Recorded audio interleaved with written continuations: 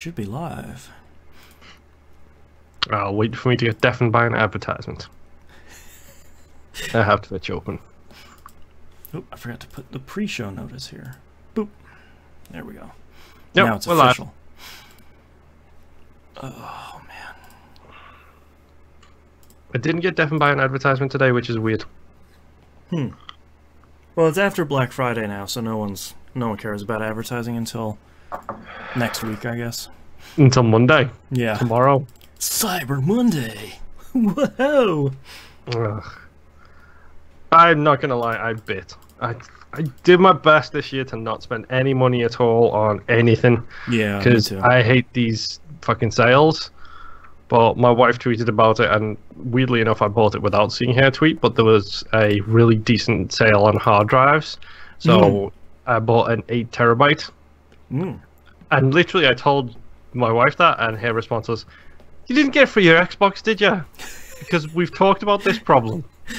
It's not my a response problem. was, "No, it's for the PC because I have a 4 terabyte in it right now, but that 4 terabyte is a UK hard drive, so I have to use the UK plug and the UK adapter on the sockets. Ah, right. And my laptop is from the UK, and my beard trimmer is from the UK, Right. and there's a whole bunch of other stuff I have which needs that adapter. So anytime I want to use any of the other UK objects."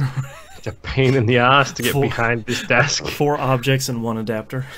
Yeah, exactly. Yeah. So I'm just going to replace that, use this one here as like a backup, and then I'll have to spend probably about 4 days just going through all of my different hard drives and finding all of the different things and putting them into the relevant locations. Right. I could do with a good cleanup anyway, to be honest, because it's been about 15 years since I last cleaned up a computer. So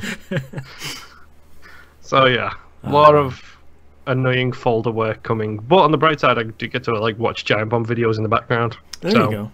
Yeah, I tried really hard because I feel like I don't need anything like that, where it's like, what I would really like is a 1 terabyte SSD for my PS4, but still like $130, which is way more than I want to buy or want to spend. So I didn't really need any hardware. But then when that $27 Assassin's Creed Odyssey came up, it's like I can't pass that up. Oh no, like $27 for what is potentially a Game of the Year candidate for you. Yeah. And on top of that, it's it's still relatively new. So it's definitely worth it. Hello, T-Lom rocks. Yeah, it's one of those where you see the price and it's like, okay, I have to buy it. I literally I bought myself 4 things, which it makes me laugh because this is something that always happened to me in the UK and it doesn't happen here because people know me better here. Okay. This should give you a good idea. So I'll probably get a gift from my middle sister, which will probably be something I'll like. But back in the UK, every Christmas, it always happens, you get underwear, you get socks. Yep. And you know you're a grown-up when it goes from, oh, underwear and socks to, yes, underwear and socks. Yeah. Because it means you don't have to worry about buying yourself more in any, recent time frame. Since I moved over here, I have not received a single underwear or socks gift for Christmas or my birthday for 2.5 years or something like that. You're doing all right. So I was like, okay, so I'm going to have to buy underwear and socks. Right. So I got myself underwear, socks, the hard drive, and thermal underwear, like a full size, like top and bottoms, because I work in a place and no matter what you do, it's fucking cold. Yeah. And when you're trying to use a computer, there's nothing quite like having icicles for hands to try and maintain your, what's the word? Efficiency. Right. So I ended up getting myself like a thermal top, thermal bottoms, and fingers crossed they should all be good now, and then I can actually just wear regular clothes instead of 6 different versions of clothes with wool in them. Because let me tell you, it's awkward when so this hoodie I've got right now, sheep's wool. The pants I've got right now, gift from my wife, sheep's wool on the inside. Nice. So I'm super toasty warm in these. It's half super man, half great. sheep. Yes. But the problem is laundry day happens. And I can't walk around the house naked while I'm doing washing these just to put them back on again Right. as soon as the laundry's done. So I end up having the weeks where I have to wear regular pajamas, which are 10 years old and thin Right. and stretched and cold. So thermal underlayers should help, hopefully, actually wear regular clothes again. T-Bone Rock says, but those sweet SSD speeds, food is irrelevant. Yeah, I mean, I can't... Most food pisses off my insides now anyway, so I'd just rather have an SSD. And you've already proven you don't have to eat, so therefore it's not a problem for you exactly. anymore. I went, what was it, almost 48 hours without eating? Mm-hmm. Yeah, that was something. How grumpy did you get? Um... Because you literally signed off of Twitter. You were like, hey guys, I haven't eaten in a while, and I'm going to get grumpy, and I'm not allowed to eat, so bye. I could feel myself, like, when I woke up, my stomach was grumbling as soon as I woke up, and it was like 6 a.m. It's like, oh, no. And they always say, like, oh, you can eat a small breakfast, but I sort of don't want to because of the prep you have to do later. Like, the less stuff I have in my stomach, the better. So I was like, well, I'll just go without, and then I started getting grumbly at Twitter at about 8 a.m. It's like, all right, let's sign off at Twitter. Let's go play the last game I'll talk about this week. I'll just hang out here. I will just chill. Everything's fine. And I just kept getting angrier and angrier throughout the day. And then when I started doing the prep, was not hungry anymore until when I started eating the day after the procedure. Oh, so okay. that was a plus. So like I just had to make it till 6 p.m. when I started, and I was just like, please no. So yeah, it's not bad. It wasn't great, but now since this is the second time I've done it, I knew what to expect from the prep, and I knew what to expect from the hunger. Last time I tried to do it, I like tried to eat, you know, Jello and chicken broth throughout the day, like they always say. It's just all you want is real food. And like eating a cup of Jello is sort of like, cool, thanks. I just ate air. Like that's. Does it have to be just like a cup, or could you make yourself like the biggest bowl of Jello and just down the whole thing? You probably could. The only restriction they say is nothing red or purple. For obvious reasons. If I ever find myself in that situation, I will probably literally end up making the biggest bowl of Jello ever and eating it till I can't eat no more. Yeah. But just remember, the prep is going to make all that stuff come out. Yes, true. Speaking of which, actually, belated happy Thanksgiving to everybody. Yes. Because we are so good at keeping track of time that we forgot to mention it last week. Man, if anything is on brand with the show, it's that. Yeah. Yeah, I hope you all had good ones. I have half the pumpkin pie in the fridge waiting for me, so jealous. That's going to be my treat when I finish here tonight. I already ate a quarter of pecan pie that was in there. Oh, it's so good. It's not. Pecan pie is okay. It's not a. I personally like it. It's okay. Yeah. There's no pumpkin pie. Like, let's be clear. Yeah. My wife made a pumpkin roll for me this year. So good. What the hell is a pumpkin roll? So it's basically like pumpkin pie. Like, imagine if you took a pumpkin pie and you stretched it out to like a sweet roll almost. But then you rolled it up, and in the middle of it was like a cream. It's really good. That sounds delicious. It's really good. Yeah. Oh, yeah. I'm proud of myself this year because we went over. This is I think it was my first family Thanksgiving this year. Okay. We've done it just me and my wife the previous two. So we went and spent it with the family. It wasn't as many people as there could be, we'll say. But that's a plus. Because when it's Christmas and there's 60 people around, all I want to do is sit in a corner and do nothing. Yeah. Like, no, please just don't even look at me. Where's Doc Brown so I can go to the future, just so I can get out of this situation. Right. But there was a couple of people, generally a very good time. It was actually pretty chilled out, and I did not stuff myself so full of food that I wanted to be sick. I had reasonable portions of everything. I had one slice of pie on the day. There were 9 available or something like that. Wow. 9 pies, not 9 slices. No, yeah. 9 pies. Right, all the varieties. There was literally a pie for every person who was there. That's my kind of party. Hence why I have half pumpkin and half pecan pie home with me. Well, I mean, that's the great part about not stuffing yourself stupid on the day, is that you get all those leftovers the next day. Well, it's one of those things as well where, like, I had a migraine brewing, so that's never a good thing. Yeah. And I also had work the next day, so it was like, Bleh. Eat reasonably, go home, get some sleep. You've got a long day the day after. Yeah. Let's just keep it calm, kind of thing. Right. And Dwight went to his first vet appointment on Friday, and everything seems to be, everything seems to be good. Right. Downside, everybody thinks he's named after Dwight from The Office. Oh, I didn't even think about that. Where does his name originate? His name originates from Jess's main in Dead by Daylight, who is Dwight. That's more on brand. Yes, that's a more R-speed / hair speed. It's been so long since I've seen The Office that never popped in my brain.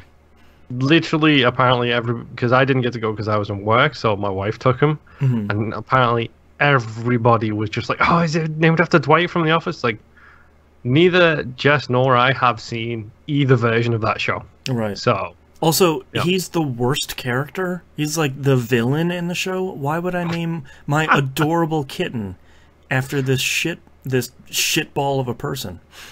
Okay, that's good to know. Is he Stephen Merchant in the English version? I believe so. It's been a long time since I've seen the English one. But yeah, he went. Everything's fine. He's got himself. He is of sound mind and body, so he can sign himself some waivers. Right. He can now go to work. Yeah, and now he's playing with Sherlock all of the time. So him and Sherlock seem to be getting along well, which is hilarious, seeing the biggest a-hole cat getting along really fine with the tiny little kitten. That's super cute. And Mother Goose behind me is a complete D-bag, and will literally sit on the other side of the baby gate and just hiss at Dwight as soon as he comes close to the gate. Jeez, that's crazy. Yeah. I think she's asleep now. Yeah, she is. Yeah. I'm not going to disturb her on the off chance that she wakes up and decides to meow forever. Starts yelling. Man. Alright, you ready to start this thing? Yup. I've literally got 2 games to talk about. It's going to be so dumb. Alright. Well, I've got a whole bunch, so this might be a short one anyways. I don't think either one of us are really in the mood to do a long episode, so. So many questions. Let's do it. Strap in for 30 minutes of fun. I wish you had already started the show, because that is a good title. Small victories that I had. Strap in for 30 minutes of fun. Fun. Alright, let's get started in 3, 2, 1. Welcome back to another episode of That Video Game Podcast. I'm your host, Boston. Joining me as always is Moonpeer. Hello, Governor. I'm English, don't want you know. Cheerio. Brand new episode of Old Dog New Flicks is out now for patrons. Patreon.com/E1M1. The ones are numbers. Go check it out. I guess I also have to post a new episode of Dynamic Soundtrack pretty soon, so that'll be coming up on the 1st of the month here. It's a handy reminder when we post ours. You should probably remember to post yours. Yeah, they follow rather quickly. Yep. It's episode 9 this month. Go check it out. It's Groundhog Day. I will say no more. You need to be a patron to listen, so go give it a listen. Tell your friends. Give me that sweet patron money. Yeah, so I can afford the hosting for the show. Alright, all that business stuff out of the way, let's get started on what you've been playing this past week, Moonpeer. Well, the mad dash to complete as many games as possible before Game of the Year continues. God. Hold on, I blacked out for a second. What? Yep. So I played some more Grip, because that's going to be a Game of the Year contender. To be honest, I played a lot of Sunless Sea this week. Go check out We Roguelike It, which is one of our side shows. That's the roguelike specifically version, so go check out that. It will be available on all of the feeds and the Patreon as well if you want early access. Yep. And I played a little bit of Grip. Exactly as I thought. That is a good, dumb, arcadey racing game. That's about all I have to add. Turn off your brain, do some racing.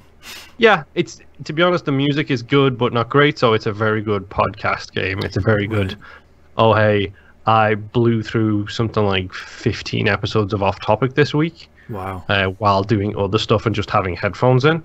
So check out some new albums that just came out. Yeah, I have not Pandora. What's the other music service that's not Pandora? Spotify. That's the one. Yep. I have that premium, so I should probably start listening to some stuff. Hit me up with some suggestions, folks. I can give you one right now. Okay. Let me look it up here. I just one of my favorite things about Spotify is that you can, once you start listening to albums and liking them and stuff, it very quickly gets accurate to your tastes. So I stumbled upon this album. It's a collaboration album. It's called A Trip to Soda Island. Soda like the drink. Yes. It is on Spotify, and it's just by a whole bunch of, it's like 15 tracks done by 15 different artists or so. It's one of those electronic albums that is a really feel-good, kind of upbeat one. You can almost immediately tell what it is by the album art. It's just really good. Even if someone listening maybe doesn't like electronic music, give it a shot. It's not like 4 on the floor, like wait for the drop or anything like that. It's pretty cool. So A Trip to Soda Island. Sounds a little bit like Apocalyptica's Worlds Collide album, or Dave Grohl's weird band he started where he just did a bunch of different songs with people. Oh, I forgot about that, yeah.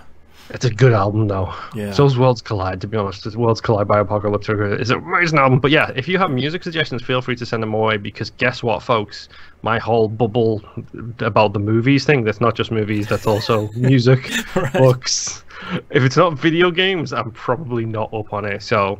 I will send you some stuff, and people can @ Moonpier. Yes, @ Moonpier on Twitter, or in Discord. Send those suggestions my way. Send those. Greatly appreciated. The cool thing about Spotify is you can just send those pictures, and when you load that picture into Spotify, it just loads the album up. Oh, that's kind of cool. It's crazy. I don't. It's dark magic. Black magic. I don't get it. Okay, so apart from all Spotify. that. Well, yes, I played some Spotify, and the only other game I have played, correlating to the Mad Dash, is Assassin's Creed Odyssey. Yeah, I was talking about it on the pre-show, but I finally managed to scoop this up. We were talking about Black Friday deals, and I bought it for $27, and it should be here tomorrow, and I am so pumped. So, again, something we were talking about pre-show. I am up to, I was before the show today, I was up to the 3 final missions in the 3 different storylines. Okay. So, what I will refer to these 3 different storylines as Cassandra's storyline, the Deca 52 storyline, and the Triangle/Pyramid storyline, which I don't expect you to get the reference for the last one. That's fine by me. There is a pyramid involved in somewhere, but it's not one of the Egyptian pyramids, it's just a pyramid. Oh, okay.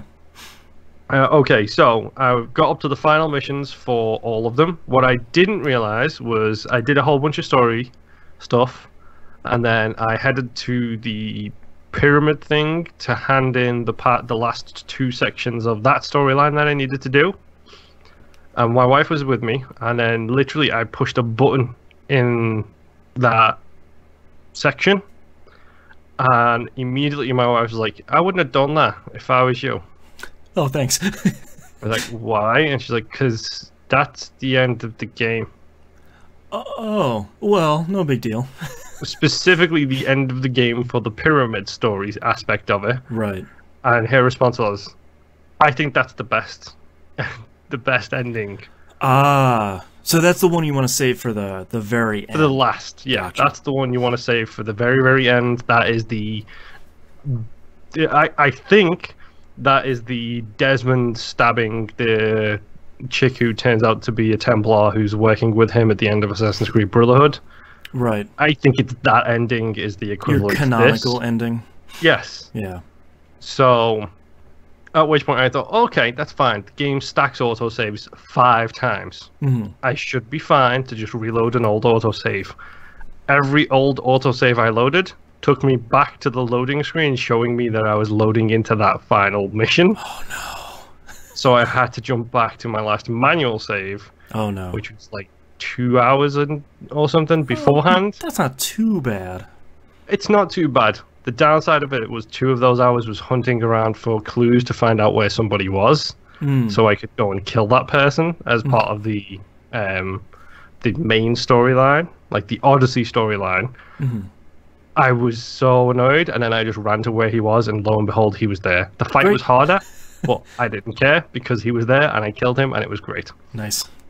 But yeah, I literally now I ended up at the point where here is your 3 different endings. Here's your 3 different final missions. So I thought the one I've heard the most ill repute from would be the Odyssey storyline. My wife had very little positive things to say about that ending. Assassin's Creed games have trouble with endings, so that's not too surprising. So my wife was not happy with the Bloodline story, the Odyssey, Cassandra's final arc. She was not pleased with that. Right. So I thought I'll do that one first, and then I'll figure out what I want to do, because I'm now at the point where in the game, this was earlier this morning, I have one more of the deck of 52 to do. Okay. I have the press the button and go into that ending for the Pyramid storyline, and I have the final thing for the Bloodline. So I started to do the Bloodline one. Oh boy, was my ending completely different to my wife's. Oh wow, really? Yep. Well, that's exciting. Because I made some decisions that she didn't make. And let's just talk about this for a little bit. The whole conversation tree, decisions you make affecting outcomes, got downplayed a lot by people, I think, when this game came out. As, well, it doesn't really affect anything. It doesn't really matter. Yeah. Let me tell you how, after doing some research on this, I got a really, really bad ending for one of my main missions on the Odyssey storyline, because like 4 missions before that, I had made a decision which had affected the mission after it, and the mission after it, and then the mission I was on. Oh, wow. So I got on the wrong side of somebody on this one particular mission. Then on the next mission, I couldn't side with him and choose his option because I'd already sided against him the mission before. And then because of that, when it came to the next mission, I couldn't choose what I thought was the better option because I'd already chosen the 2 other options the times before, which led me to a mission where I literally could not get what I needed to have a positive outcome in that mission. Wow. I mean, so those choices matter. Yeah, and it's not obviously not revolutionary for video games where choices matter, but it sure as hell is revolutionary for Assassin's Creed, where before it was sort of like, just gonna hit the A button a bunch until this dialogue is over and then do a mission.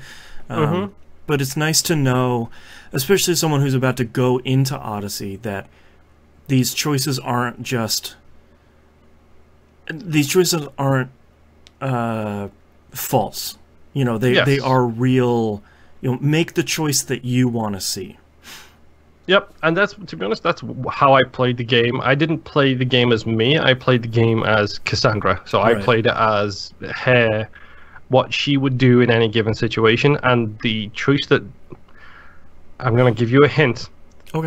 About this section. There is a choice that you can make to give somebody a public death or a private death. And it's your choice on how you want to deal with this particular person.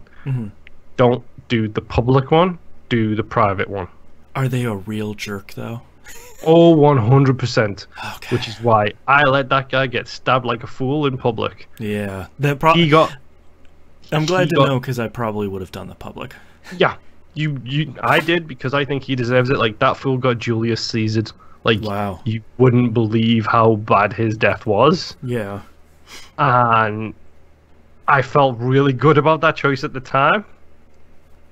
And now looking back on it, it probably was the worst choice. But I'm okay with that. Yeah. Because it's the choice I made. It didn't break the game. It didn't stop me from making progress. It just made things different going forwards. And then I got to the end of the game. And I couldn't do X, Y, and Z because of choices I had made previously. I made very bad decisions in a particular conversation. And whereas my wife's game ended in a... Trying to phrase this correctly here. She got the happy ending, Okay. which was the bad ending. Gotcha. Or we view it as the bad ending because it's kind of BS. Okay. Whereas I got the bad ending, which I think is the better ending. Gotcha. Because my ending ended in a fight. Great. And it was a great fight. It was fun. The location and everything was fantastic. It was Fighting emotional. on top of Metal Gear Rex. The worst thing is, in ancient Greece parlance, yes, 100% awesome. you are. Brother! It's- Be great. I can't say anything because there's so many jokes I want to make right now that Yeah. would spoil so much of that game.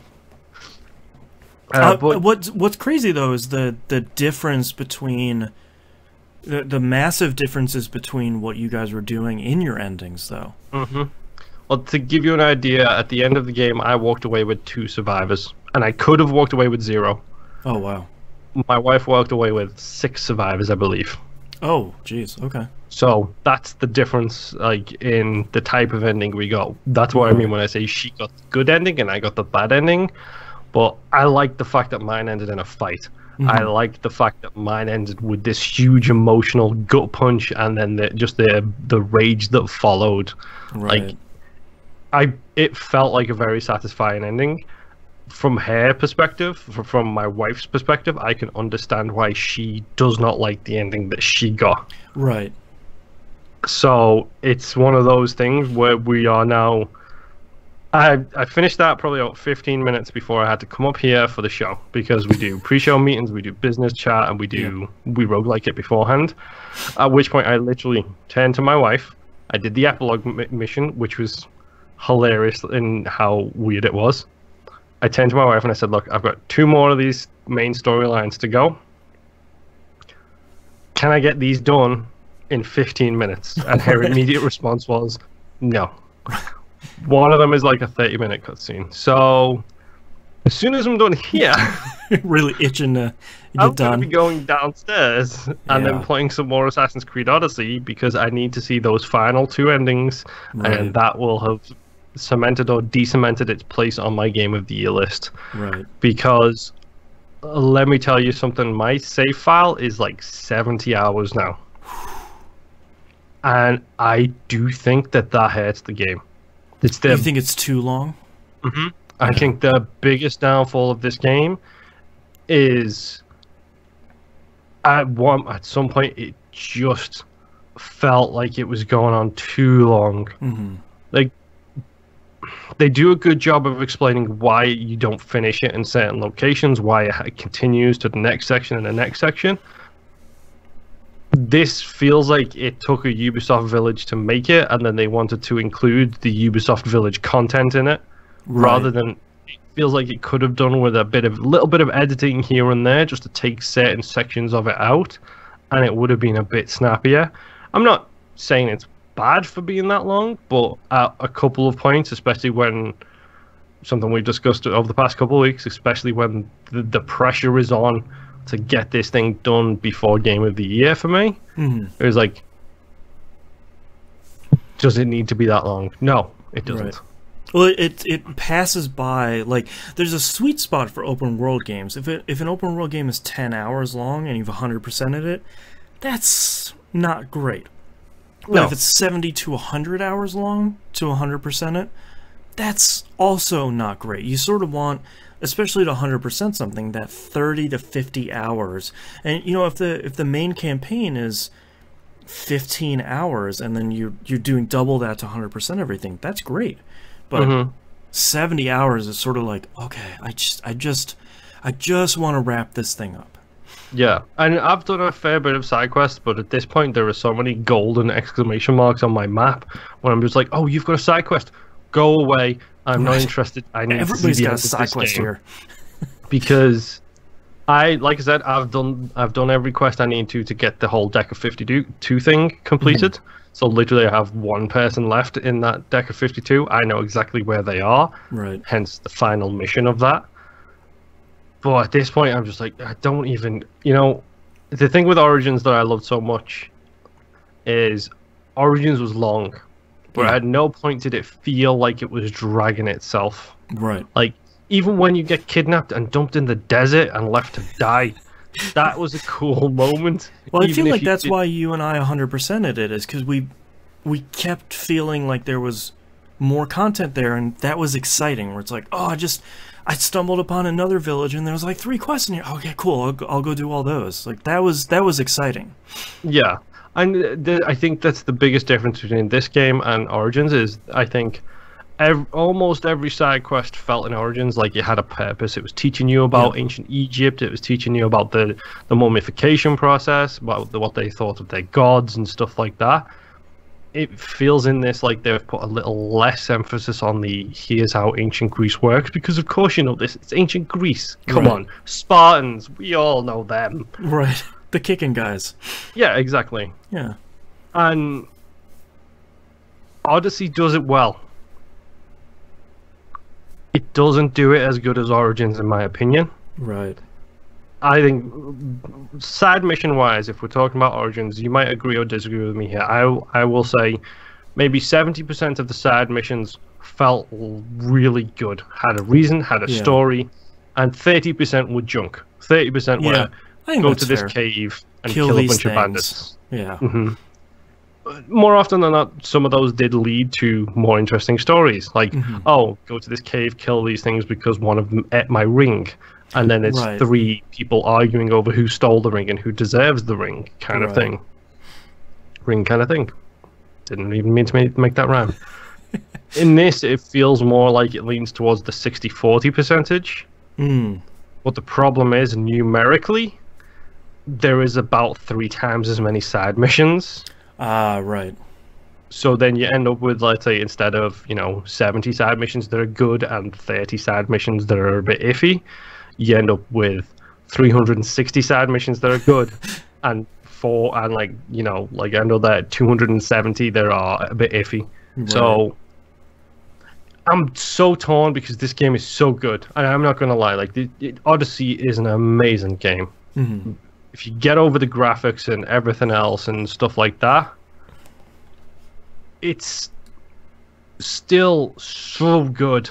And it deserves to be played, and especially in Game of the Year conversation this year, not just for us, but for everyone. I think this deserves to be on that conversation for every site. Yeah. And I'm hoping people like Vinny, and I know Alex really loved Origins, and he fought for Bayek in Best New Character. I'm hoping that they stick with this and give it the old fight, because Cassandra is better than Bayek. Bayek is an amazing character. I feel like Cassandra is much more nuanced than Bayek was. Like, I love Bayek, and he was emotional, and he was serious, and he was dour, and he was, comedy when he needed to be. But he was very one note. He was, I am going to get vengeance, but I am going to do it in the way of the Magi. Right. I am a cop. I'm going to do cop things. Whereas Cassandra is more along the lines of, I'm doing what's best for me. F all you fools. Right. Give me that Middle fingers in the air. Yeah. Yeah. She literally, I'm not going to lie, I don't want to ruin this moment, and hopefully by the time you get to it, you will have forgotten about this conversation. Okay. I just did a mission where she was sent to find somebody. He was being held at a bar by a bunch of guards who were trying to keep him busy so he didn't show up to something. So you go there and you can be really nice and really calm, or you can be antagonistic as hell. So I thought, I'm Cassandra, I'm a badass. I've got scars from something I don't know what on my bicep, and it looks cool. So I'm just going to be a bit antagonistic towards these people. She starts making jokes about how they all smell like goats, look like goats. They need to go back to the goat farm where they came from. And when one of them stands up, she bops him in the face, and he falls over. And then, like, he does that comedy thing you see on, like, slapstick shows where he falls back, people catch him and then bump him back up again. Right. He does that, and then he turns around and starts to walk away really, oh, I'm so sad. At which point Cassandra goes, meh. That's real good. I literally had to stop, put the controller down, because it made me laugh so much. Because as soon as she does that, they turn around and come at you and start a fight. Right.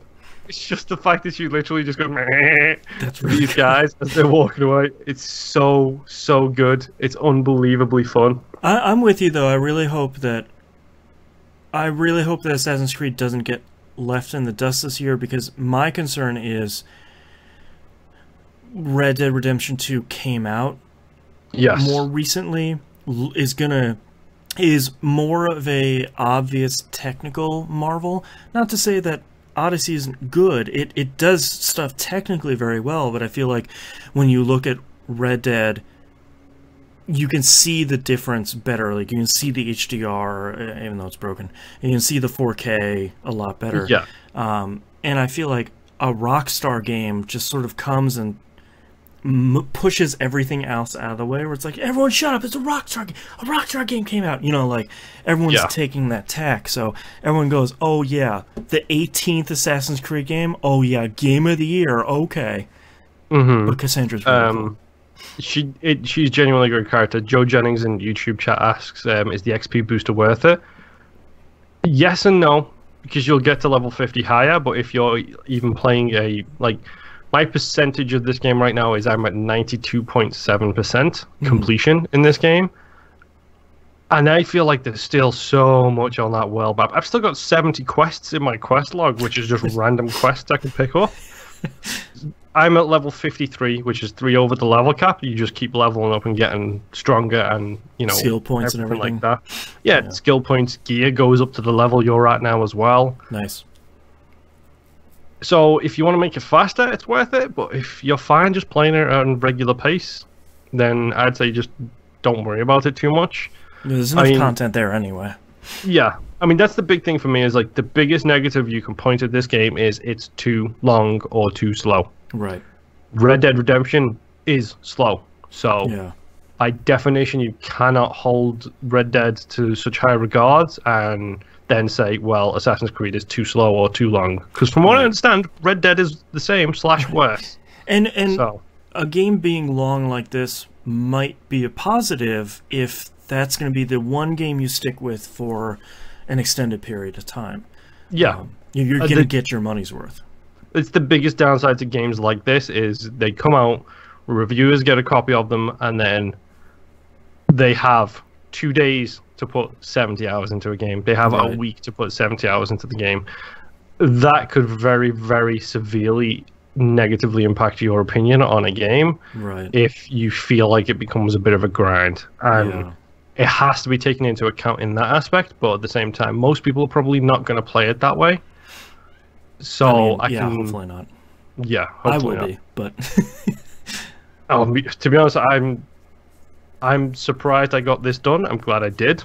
Yeah, because it was starting to wear on me for a little bit, but then I took a week off and I came back, and now I just want to go downstairs and kick fools off cliffs again, because there's something so fun about having that Sparta kick upgraded. Yep. Like, you upgrade it to level 3, and dudes they don't even fall. They go straight horizontal for about 30 feet before they start going down. Vegeta kicks them. Exactly. That's actually a really apt description of it.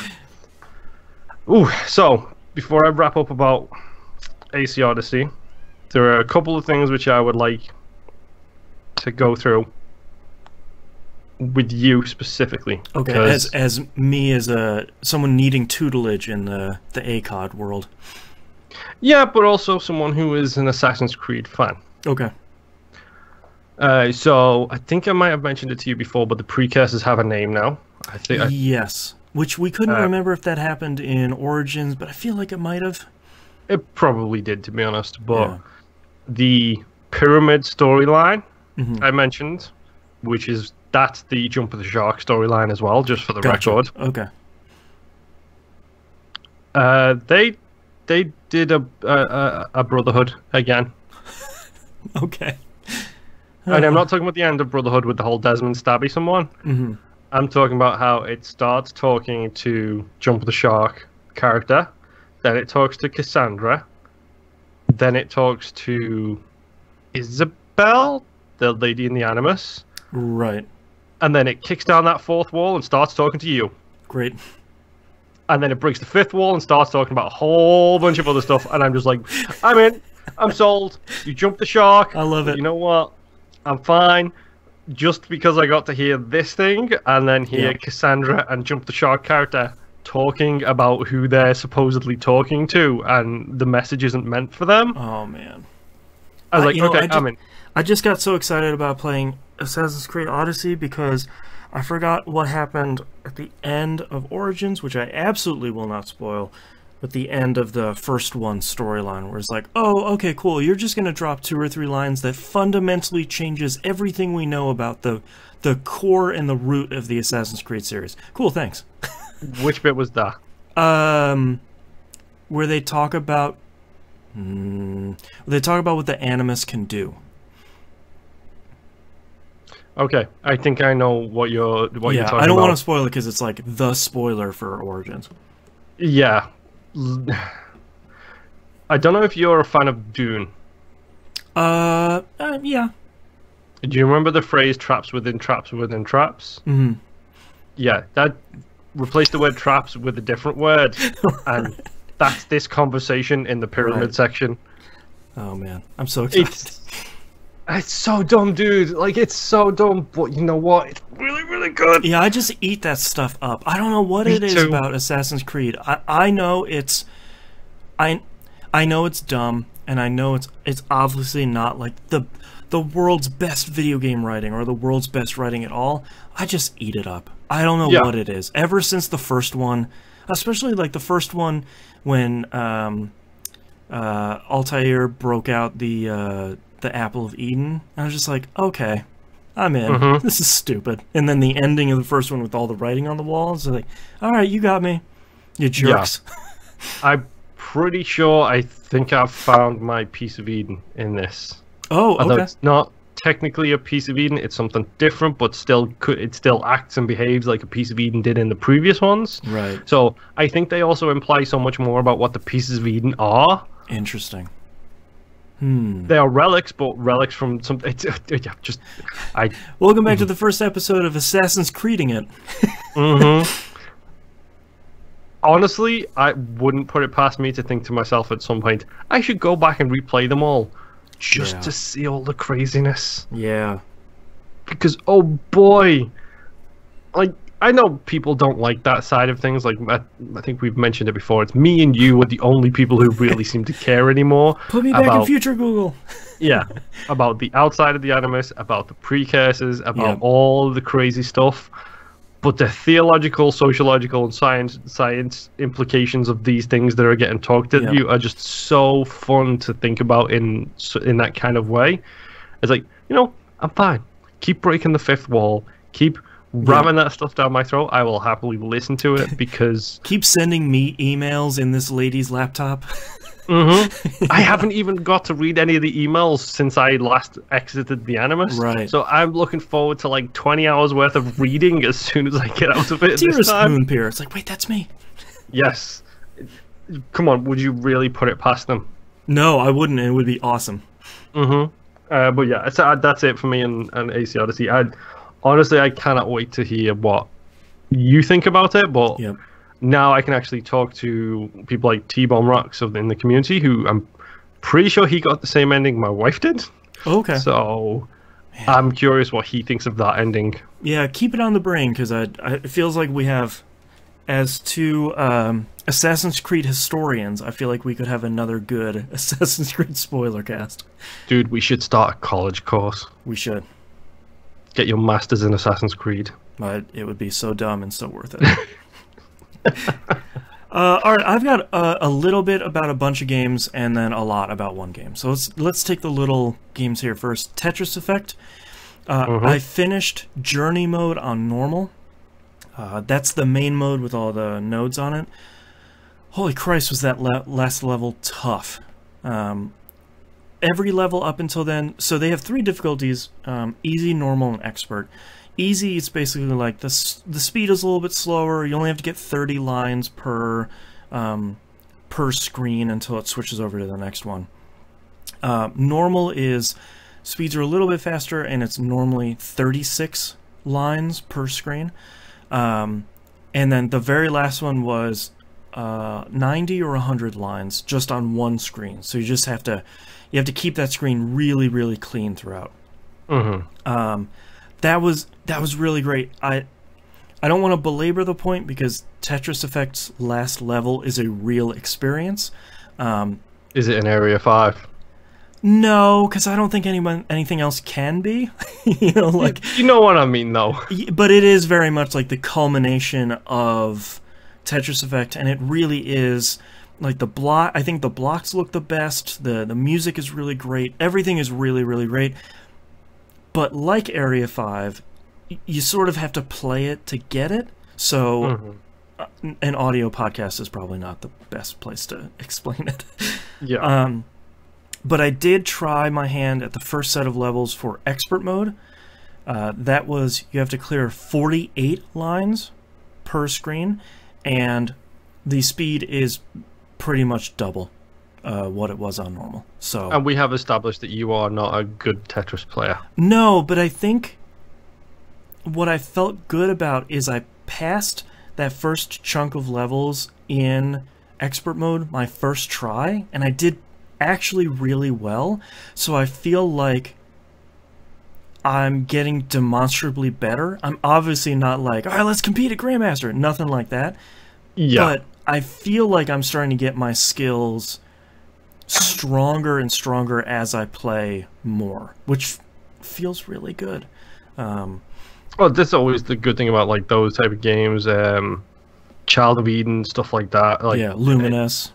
Yeah, Rez is obviously the prime example of it. Yeah, but I realized that Rez, was it on PS4? Rez HD, I think it's called. You think so? Yeah. Is in 4K. Mm-hmm. And I was hovering over it the other day, like, I should play more Rez. But I was like, no, I need to play a little more Tetris Effect so I can talk about it during the game of the year. But then I'm gonna play Rez in 4K. Area X in 4K. I can't even imagine. Like, to me, there are so many VR capable experiences now that I would really want to play. Like Astrobot is out, PSVR specifically, sorry. Between Astrobot, Moss, Rez, and Tetris Effect, like, to me now there are 4 games where it's like, okay, I could see myself playing these experiences in VR if the VR headset was cheap enough. You know, there was, on Black Friday, there was that $200 deal where you get the headset and all this stuff in like 2 or 3 games. That's a great price, but way more than I want to play. Way more than I want to pay for just a couple of little experiences.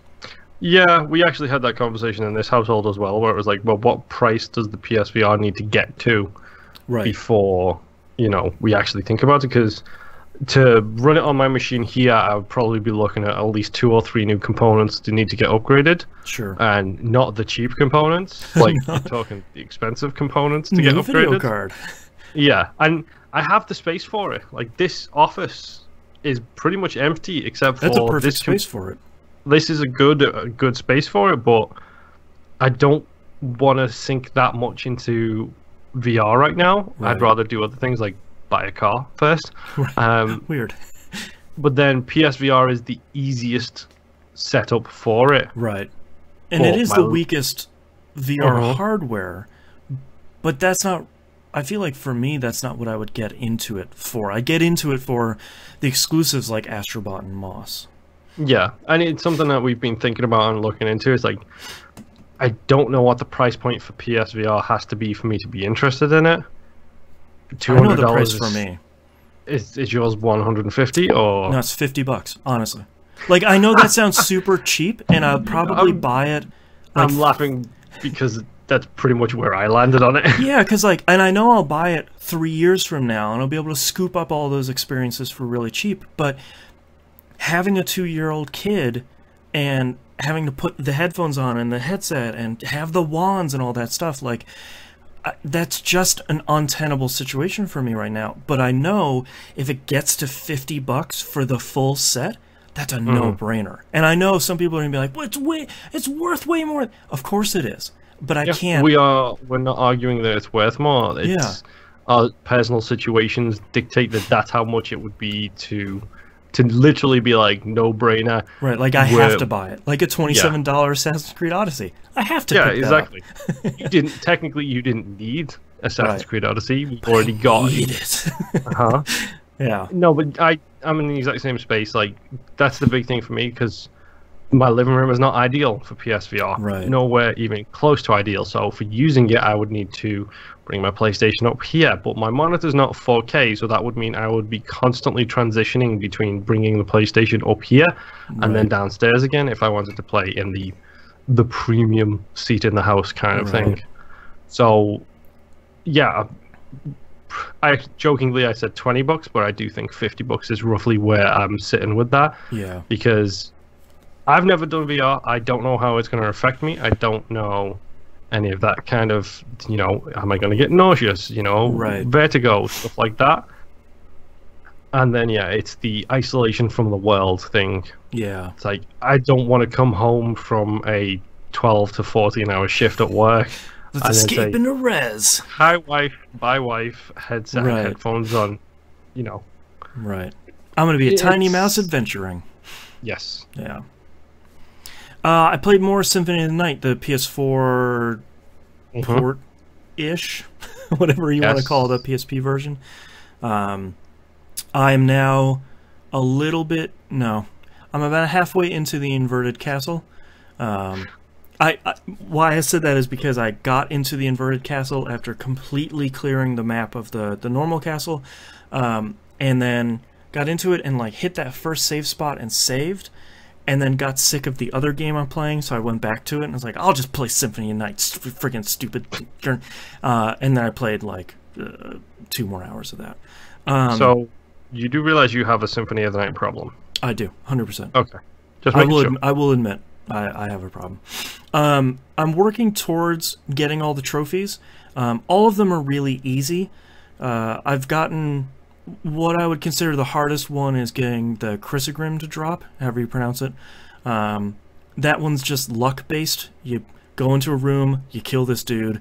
If it doesn't drop, you just exit and enter again, which isn't the fastest thing in Symphony of the Night. But I got it to drop, and it is still stupid powerful. I'm really glad that it has a trophy, because I feel like people don't usually go for it because it's rare enough. There are 2 things that I didn't know about that were trophies in this, which is really great. One of them is the Sword of Dawn. It's probably the first item you get when you go in the inverted castle.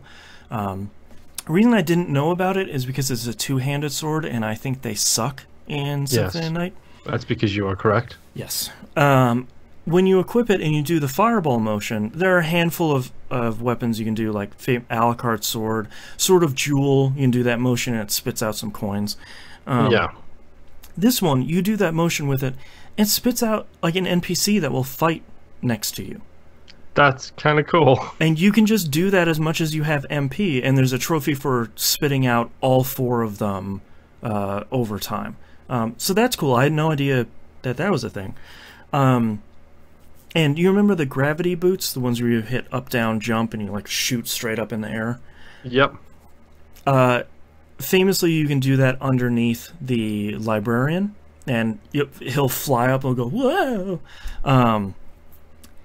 I didn't realize if you do that 50 times, he drops a piece of armor that turns you into one of those axe guys. So that's a trophy that I didn't even realize was in the game. So I have to give them a lot of credit. The trophy descriptions are funny, for one, which is a favorite of mine. Yeah. But a couple of them are things that I actually didn't know about Symphony of the Night, which is great. Like the at the bottom of the castle wall, all the way on the right hand side of there's the bottom room with the telescope in it. What I didn't realize is when you go in and out of that room, the bird in the nest at the bottom grows up over time and has its own kids. Like, that's kind of cool. Come and go out of the screen. It's like, all right, trophies, thank you for teaching me more cool stuff about Symphony of the Night. And I still think... still have a problem, though. I do, yeah. And I still think Symphony of the Night is really great. Some people have been playing it again as part of this collection, or some people playing it for the first time. And I agree with them that the inverted castle does have problems, because it's not as fun to traverse as the normal castle is. Oh, no, it's not. It's a lot of bat flying and up-down jumping and... Yes, yeah, it is. It's not, but a lot of the bosses are pretty cool. A lot of the items you're getting are pretty cool, but it's not the best, but I still love Symphony of the Night. Mm-hmm. I got sick of playing Symphony of the Night, so I figured, why not play a little bit of Hollow Knight? Is this the game you got frustrated with? I did. Because I thought... Was it that boss battle I saw you tweet about? Yeah, it was. Well, it wasn't specifically that. I thought, well, why not fight one of the hardest bosses in the game after I'd taken a couple weeks break? That should work out pretty well. I actually beat that boss after 2 or 3 tries, which was really great. It's one of those bosses where you just have to avoid his or her attacks. I don't know their gender. You have to avoid their attacks until you get this very small window of opportunity to hit them, and you hit them with a fully, charged up sword a handful of times, and then you win. Yeah. It's part of the Grim Troop DLC. And I thought, well, that's great. I will go and do the next step of things that I need to do. You have to go collect... Basically, you collect 3 things, talk to the person, collect 3 things more, fight them, collect 3 more things, and fight them again. I'm on the collect the last string of 3 things. What I had forgotten about is the things you need to kill in the environment to get the items you're collecting get harder as you go through. I'm really rusty with Hollow Knight. Yeah. And this is some proper endgame stuff. I couldn't have been more frustrated at my lack of skill than trying to fight those things and getting... I think I have 8 health bar items, 8 masks for my health, and these things were doing 2 damage every time I got hit. Okay. Yeah, so screw that for now until I feel like getting my skills back, I guess. So that's when I went back to Symphony of the Night and was like, screw it, I'm going to go back to Symphony of the Night. Yeah, it sounds a little harsh. Yeah, and I feel like it wouldn't be that bad if I would have just stuck with it and kept playing as I was playing, but now I have to get all my skills back again. Yeah. Played a little bit more SEGA Heroes. I got my character level up to 7, so now I get daily events and monthly events and stuff like that. Those seem really hard. I don't know if I have the wrong selection of characters or if my characters are supposed to be higher level than they are now.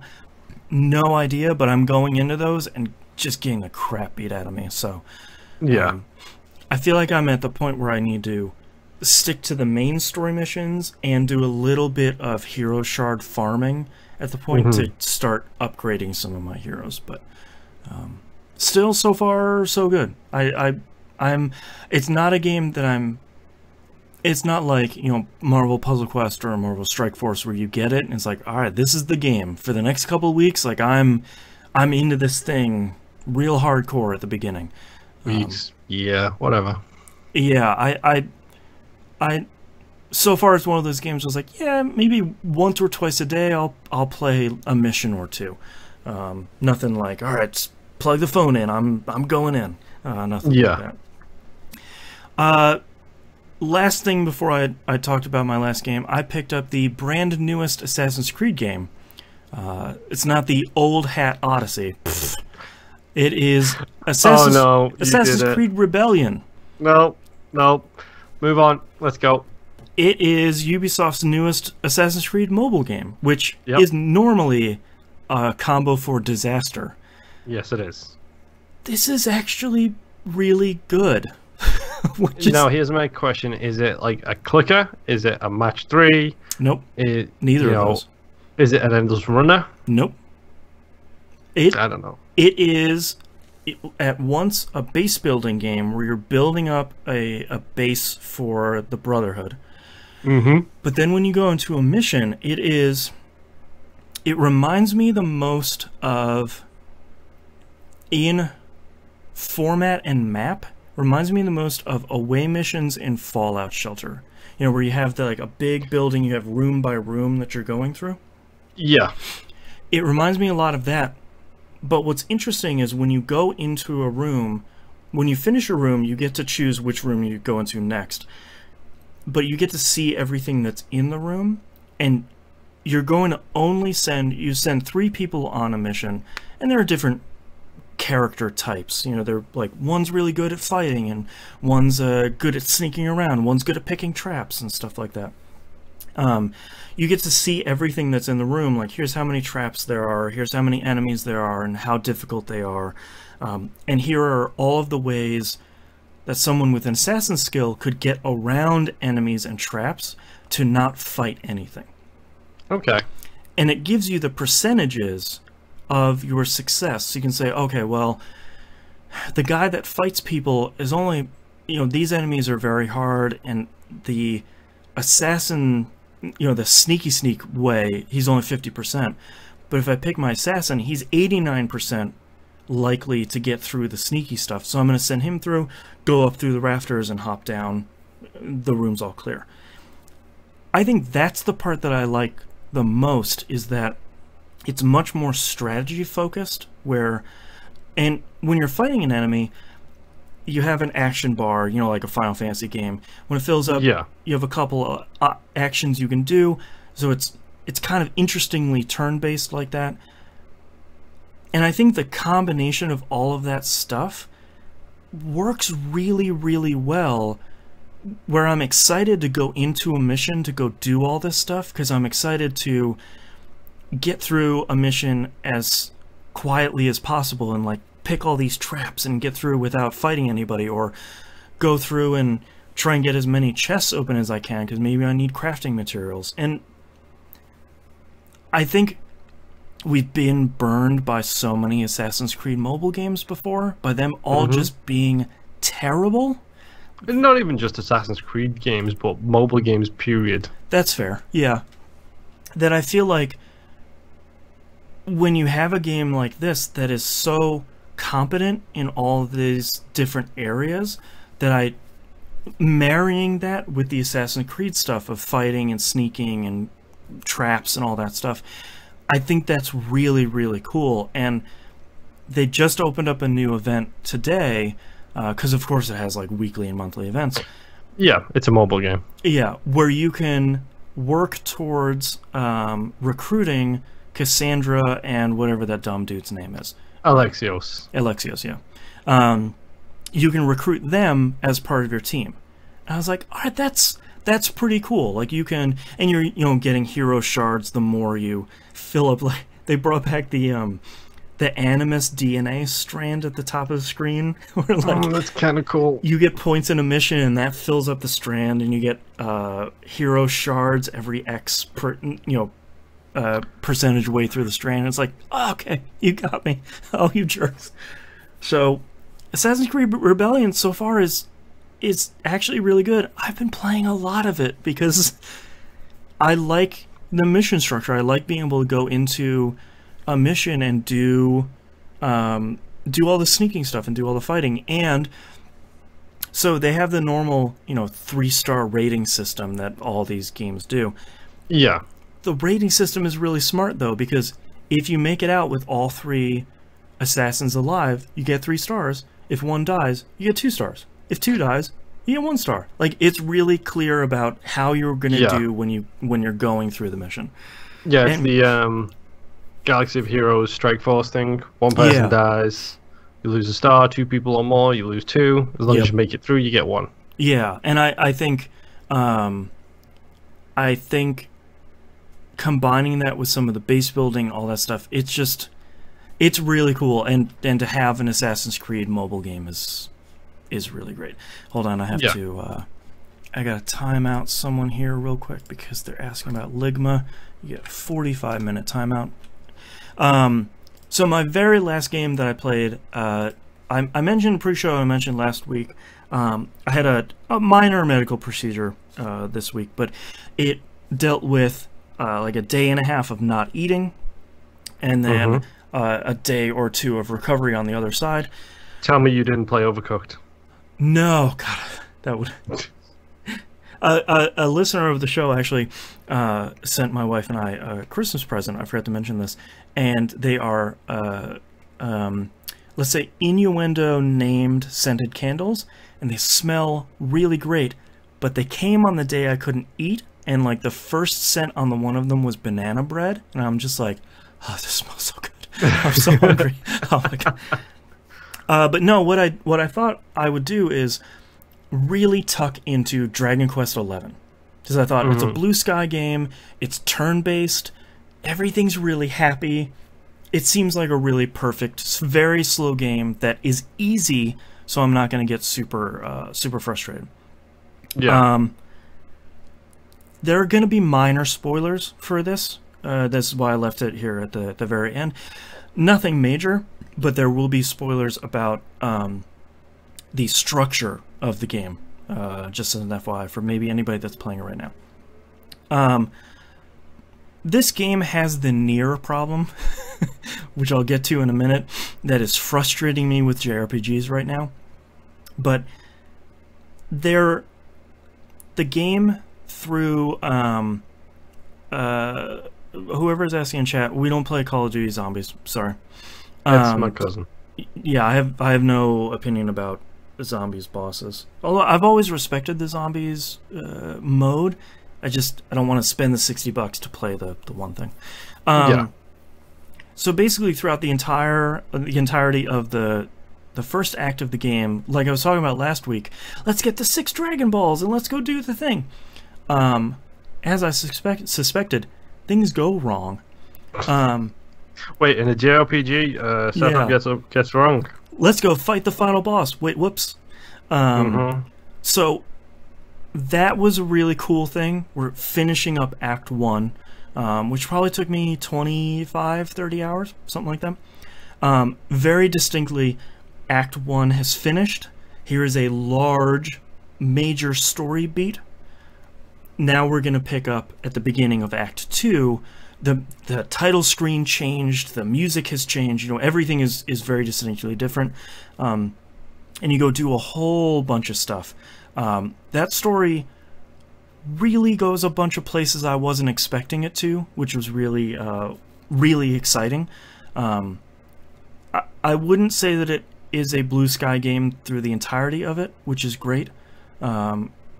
It's still overall, let's say, a family-friendly game, but it's not the happiest thing, which I think is good. I really wish I had a better history with the series, unfortunately, because I've played 5, 8, and 9, and I've loved all 3 of those. Wasn't 8 like the big one? Like yeah, level 5 made it. They did the didn't they do Harvest Moon games? No, they did the Dark. Oh, in Europe it's called Dark Chronicle. You mean Dark Cloud? Dark Cloud. Yeah, they did the Dark Cloud series.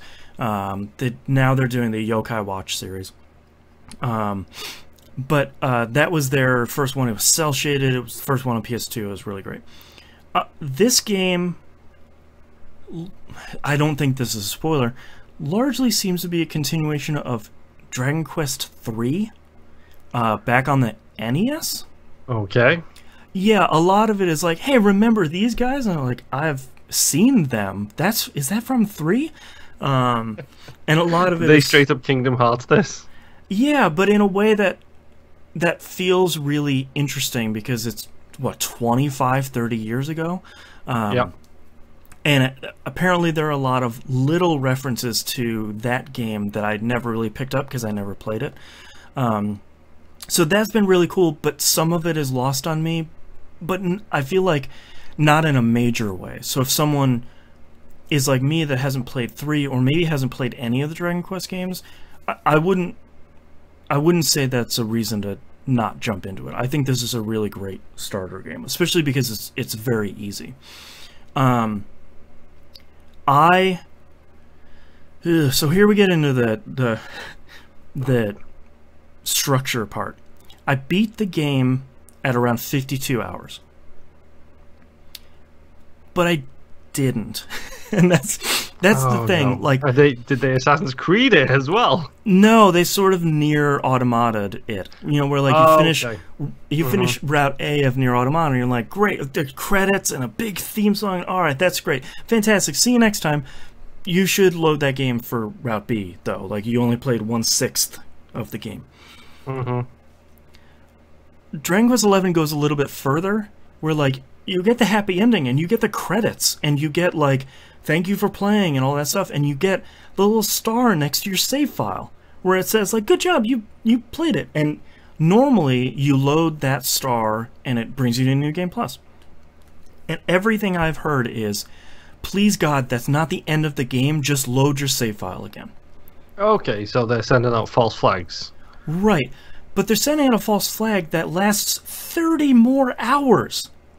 Have fun with that, Boston. Like, and all of it is really major stuff. I'm not going to spoil the story here because it so fundamentally changes the game that I can't believe that they gave you credits. Like, the stuff you do in the first hour or two after loading up what I'm calling Act 3 is so monumentally important to how you play and how you function in that game. It's incredible.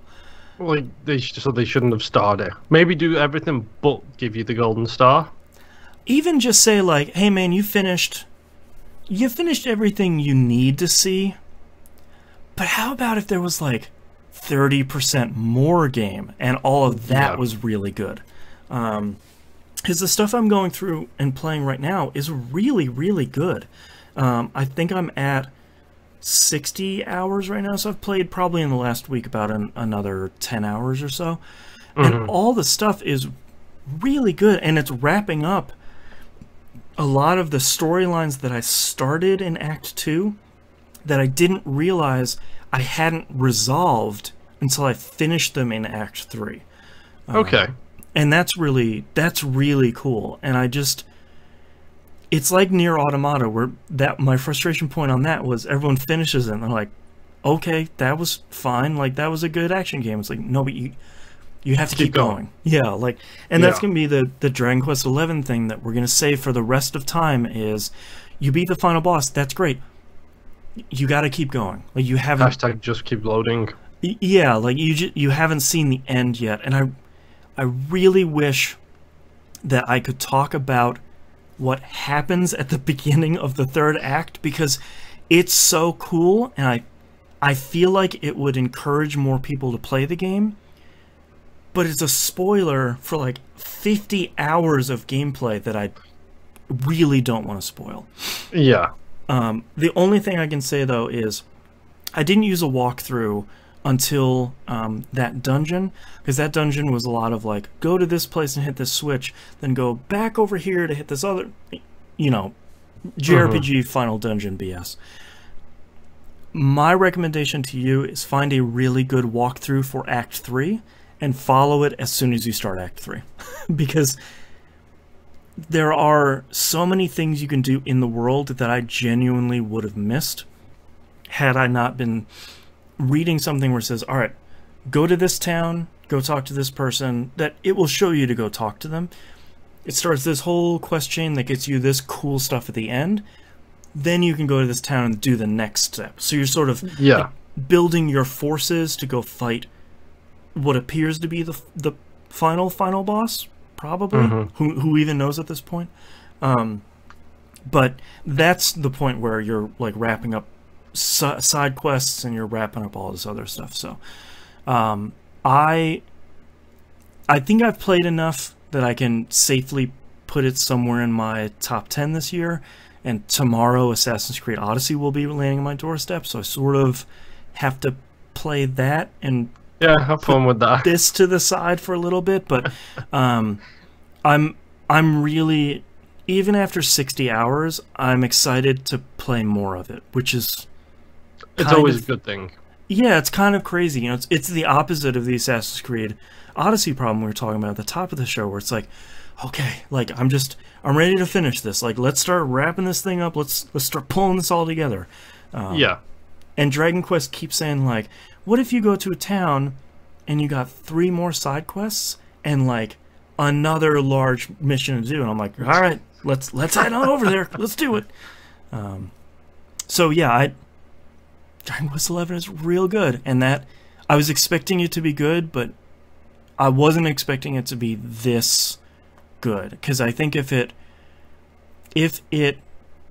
continues to have the same level of quality that it does, by the end of it, it will probably be on my top 10 JRPG list of all time. Wow. Like, it's just an outstanding, super competent, still fun to play random battles game 60-something hours in, on top of being incredible to look at, having a genuinely great story for, you know, one that started off seeming like it was going to be very rote. Square Enix did some really cool stuff with it. And I am really surprised, and I'm really pleased that 2018 has had a couple of good JRPGs in it, between this and Ni no Kuni 2. Oh, wow. Yeah. 2018's been good. Level 5 seemed to be knocking it out the park. Yeah.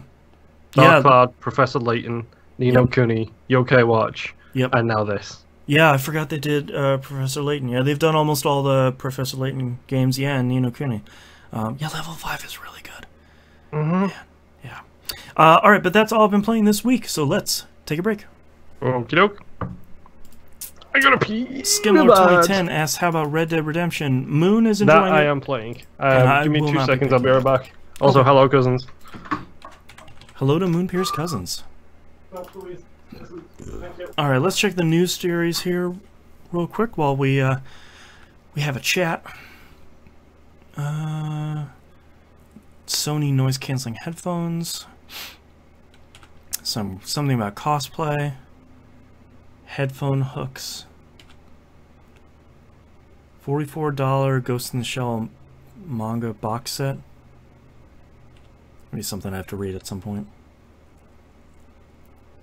New world record in the any percent category for Slay the Spire is 5 minutes 3 seconds. Wow. Jimbo Jangles asks, how you feeling, Boston? 1 thumb up. The other one is in question. Doing okay. Jimbo, I don't know if you were here probably about 10 minutes ago talking about the candles you sent my wife and I, but my wife lit them when I was on my fast, and the one entitled "Smell My Nuts" was particularly tasty since it was banana bread. And I'm just sitting in the other room going like, I know it's not real food, but it just smells so fucking good. I need that food.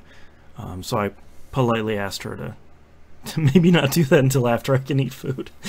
But man, that candle smelled good. I don't remember what the other 2 smelled like, but I want to set those up pretty soon. Hi there to TGR Scouse Danny. I feel like you're also one of Moon's cousins. So howdy and hello. Let's just reset eras, see if there's any breaking news here before Moon comes back, and wrap this show up. Super Smash Brothers Ultimate. Hello there, Aerial Slayer. How's it going? I have a ton of people hanging out this week. Thank you so much for joining us. Diablo 3 Eternal Collection on Switch. I actually wanted to see how this ran. I don't know if anyone in chat picked this up yet. I feel like I don't need a reason to pick it up, but I'm curious how it runs. Again. Skimlord says, "Are you on Xbox Boston? Was your gamer score?" Yes, I'm on Xbox under Jansten, Jansten. What is my gamer score? That's a great question. Really crap is what the answer to that is. Hey, wait a minute. If you would have said before the Xbox One, yeah, shit was tight. Let me log in here and see. It is... God, this website sucks too. Christ. Which one? Profile. Let's look here. 90,220. That's not bad. Didn't break that 100K before the Xbox One came out. I am very disappointed in you. I know. Of anybody, I thought I was going to do it.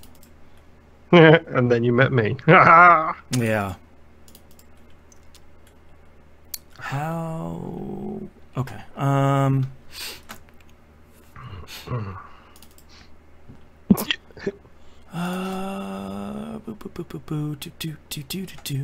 Alright, let's close all this stuff. I am ready to knock out this second segment if you are. Yep, give me 2 seconds. Let me just get liquids back in. Okay. Grape flavored Fanta is gross.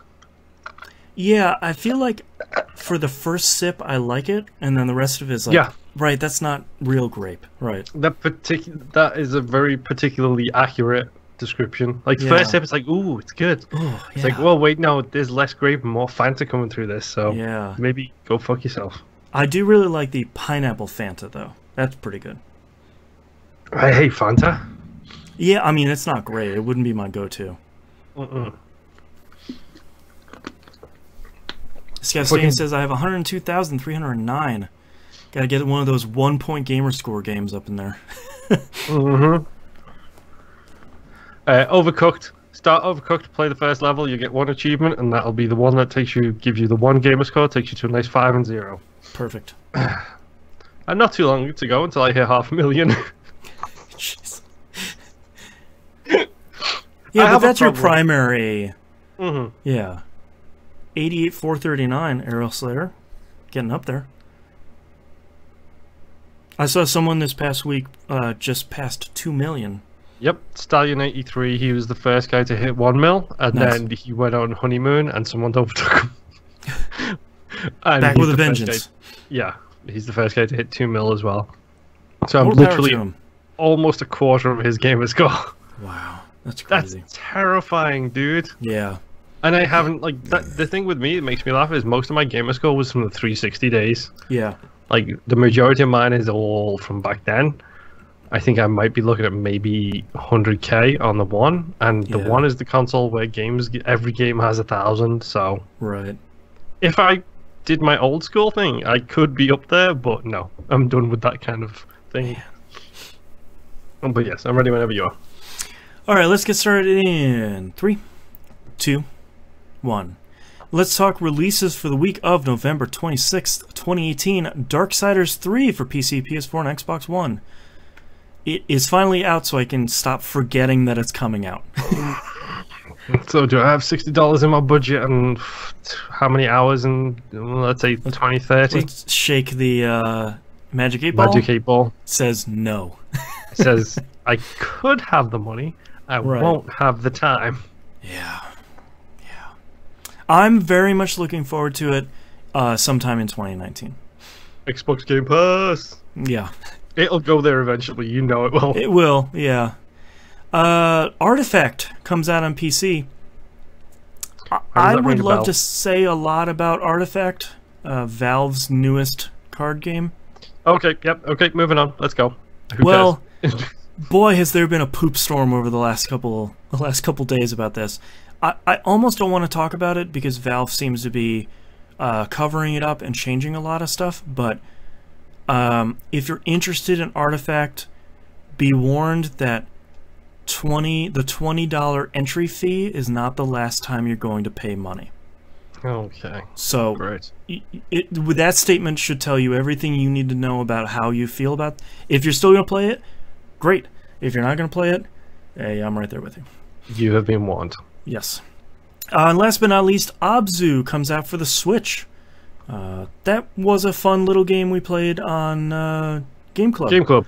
Yeah. Yep. I genuinely love that game. It is a meditation game, both literally and metaphorically, that is very, very good. It's a really good palate cleanser, one might say. Yes, and I feel like if you haven't played it, Switch with a good pair of headphones is probably a really great place to play that. Also currently on Game Pass, just for the record. Yes, it is. Yeah, I was actually looking through there, and I was like, oh, Obsy's on Game Pass. Yeah, that's cool. All right, let's move on to news stories. Dodge Roll Games has finally unveiled the future of Enter the Gungeon in sort of one big, transparent update that they've done. For the last couple of months, ever since Advanced Gungeons and Dragons came out. I just like saying it. Great name. Yeah. Ever since that came out, they've always said, like, we're going to put out one more big pay DLC pack, and that'll be the end of Enter the Gungeon. They came out with a really great update. I really love Dodge Roll because they've been transparent through the entirety of Enter the Gungeon's life cycle. They came out and said, hey, remember how we were talking about that? AG&D almost killed us, and we're talking seriously. Are we talking financially, or are we talking spiritually, or are we talking spiritually? Mentally? Okay. And they said, we were actually talking seriously 2 or 3 times during the development about canceling it. Like, that's how bad it got. They said there's no more paid DLC on the horizon.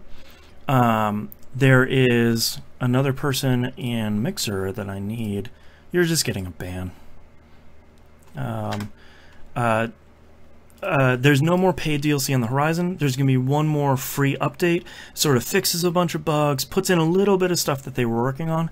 But they said the main reason that they're doing that is because this is their first game. I sort of forgot that. And they said they sort of screwed up the engine. So any minor change they make to it breaks virtually the entire game. So they don't want to do that. What they want to do and what they're doing is they're just going to make a new game. Yeah. And they said they're going to take all this stuff they learned over the last 4 years of Enter the Gungeon's development, and they're going to pour that into something brand new. Same team, same everything. They're not sharing what the genre is or what the game is since it's so early days. They said the only thing that it definitely will have in it is dodge rolling, which is great. So I have to give them a lot of credit, because most developers would just sort of go silent and they'd be like, what are you guys doing? Are you still working on the Gungeon? 2 years later, they'd be like, here's our brand new game. It's like, well, okay. But I give you Nicholas. Hey, Nicholas, any sign of that Xbox? No, shut up. Like, they literally don't even answer when you ask them. No. Xbox when? Crickets. But I really like this level of transparency. I really like them coming out and saying, like, look, this development was really hard on us. We don't want to keep doing it. It's like, okay. Like, I 100% understand, and I like when developers come forward and say, like, we just had a lot of trouble and we don't want to have more trouble. We'd rather make another game. It's like, okay. Especially with small teams like that, you can completely understand, because if they try and push it too far, then you're not just looking at, like, one person like leaving a multi-billion-dollar company or whatever. Right. You're talking about a studio ceasing to exist. Yeah, 10 people no longer making games. Yeah, and no longer talking to each other. Right. Yeah, I'd rather them make another game. I'll buy whatever that is day one. You know, like Risk of Rain 2 is going to come out soon. 100% day one, even though it's drastically different from Risk of Rain. But a lot of those teams have already earned so much goodwill, especially from me, where it's like, they're putting on another one. All right, put it on. Give it to me on Steam. Into the Breach, FTL. Yep. Same. Yeah, absolutely. Whatever their team's name is, I never remember. I don't remember. Speaking of Steam, Valve, as they are wont to do, said, "Oh, hey, by the way, guys, we're canceling the Steam link." Yep. And stock is pretty much gone. So see you later.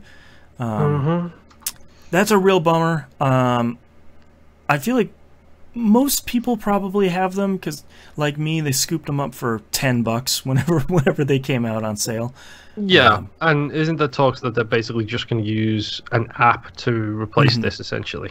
Yeah, they're going to use the Steam Link app, which unfortunately was banned from the Apple App Store. It's on Android and apparently works really great. Of course it was banned from the Apple Store. Yeah. But you know, that definitely is an option, and I'm sure you can still buy Steam Links pretty cheaply, but it's a really great box for, you know, if you hardwire your connection. It works really, really well. Yep. And works with a whole bunch of controllers.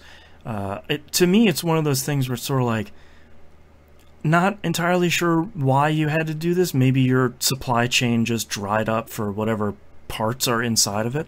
I'm hoping, the only thing I can hope is that somebody figures out how to emulate this with a Raspberry Pi. You know, where like it just installs the Steam OS on a Raspberry Pi and does the mirroring. But this is kind of a bummer, because one of those pieces of hardware is like, yeah, just bought a new PC, just buy a Steam Link. It's always around. Yeah, it's good. No, sounds like a bloody vape flavor, Raspberry Steam. Yeah, Raspberry Steam Link. All right, let's move on to questions. We've been saving these up for a couple of weeks. So let's start off with an email we got from someone that just called themselves Salad, which I will always respect. I wonder if it's Poke Chop. Well, yeah, maybe. Was titled, I Have Something to Say. Is a very long email here, but it has a good question, so I'm going to just go through it.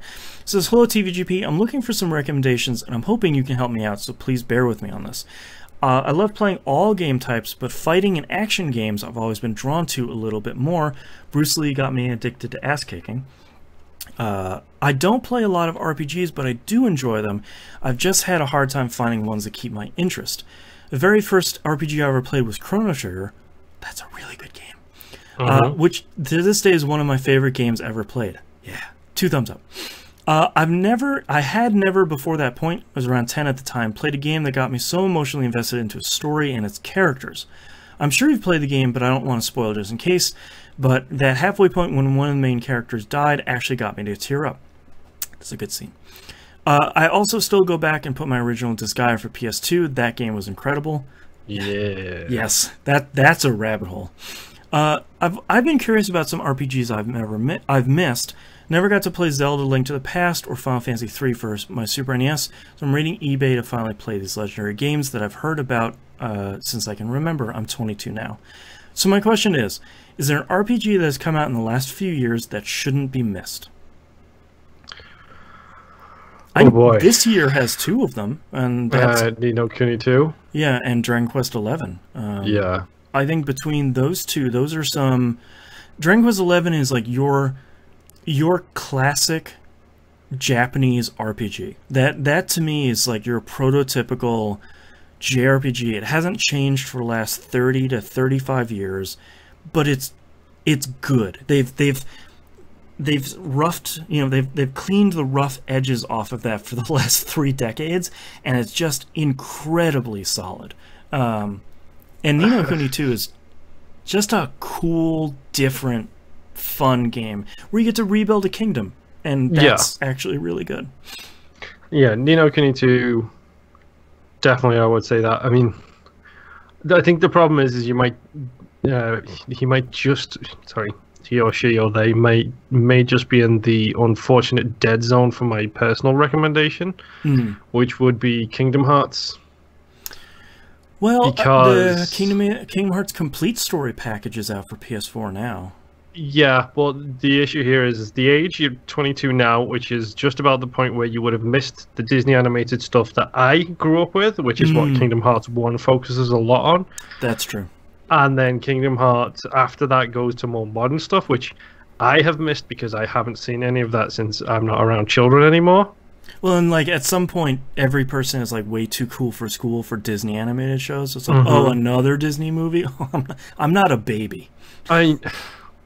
I realize that the Kingdom Hearts fan base is not the most ideal fan base to look for recommendations from games. But genuinely speaking, Kingdom Hearts is an amazing action RPG. The first one is amazing. The second one is good. If you want to go down the rabbit hole and do the whole complete collection thing, then knock yourself out. But be prepared for some crazy stuff in there. Kingdom Hearts, the story so far on PS4 right now is $40. That gets you 6 games. 12 games. Like, it's an incredible. It's 1.5, 2.5, and 2.8. So it's all everything, literally everything before Kingdom Hearts 3. Like that. That's a genuinely fun series, and like I said, it's more action RPG than straight old school JRPG. Yeah, but the places those games go, they're so really cool good and so dumb. Yeah, like it's one of those things where, I mean, if you're a fan of Bruce Lee, you can probably appreciate like things being a little stupid from time to time. Yeah, and when you've got like Donald Duck and Goofy fighting Sephiroth, it's a little so crazy. Yeah.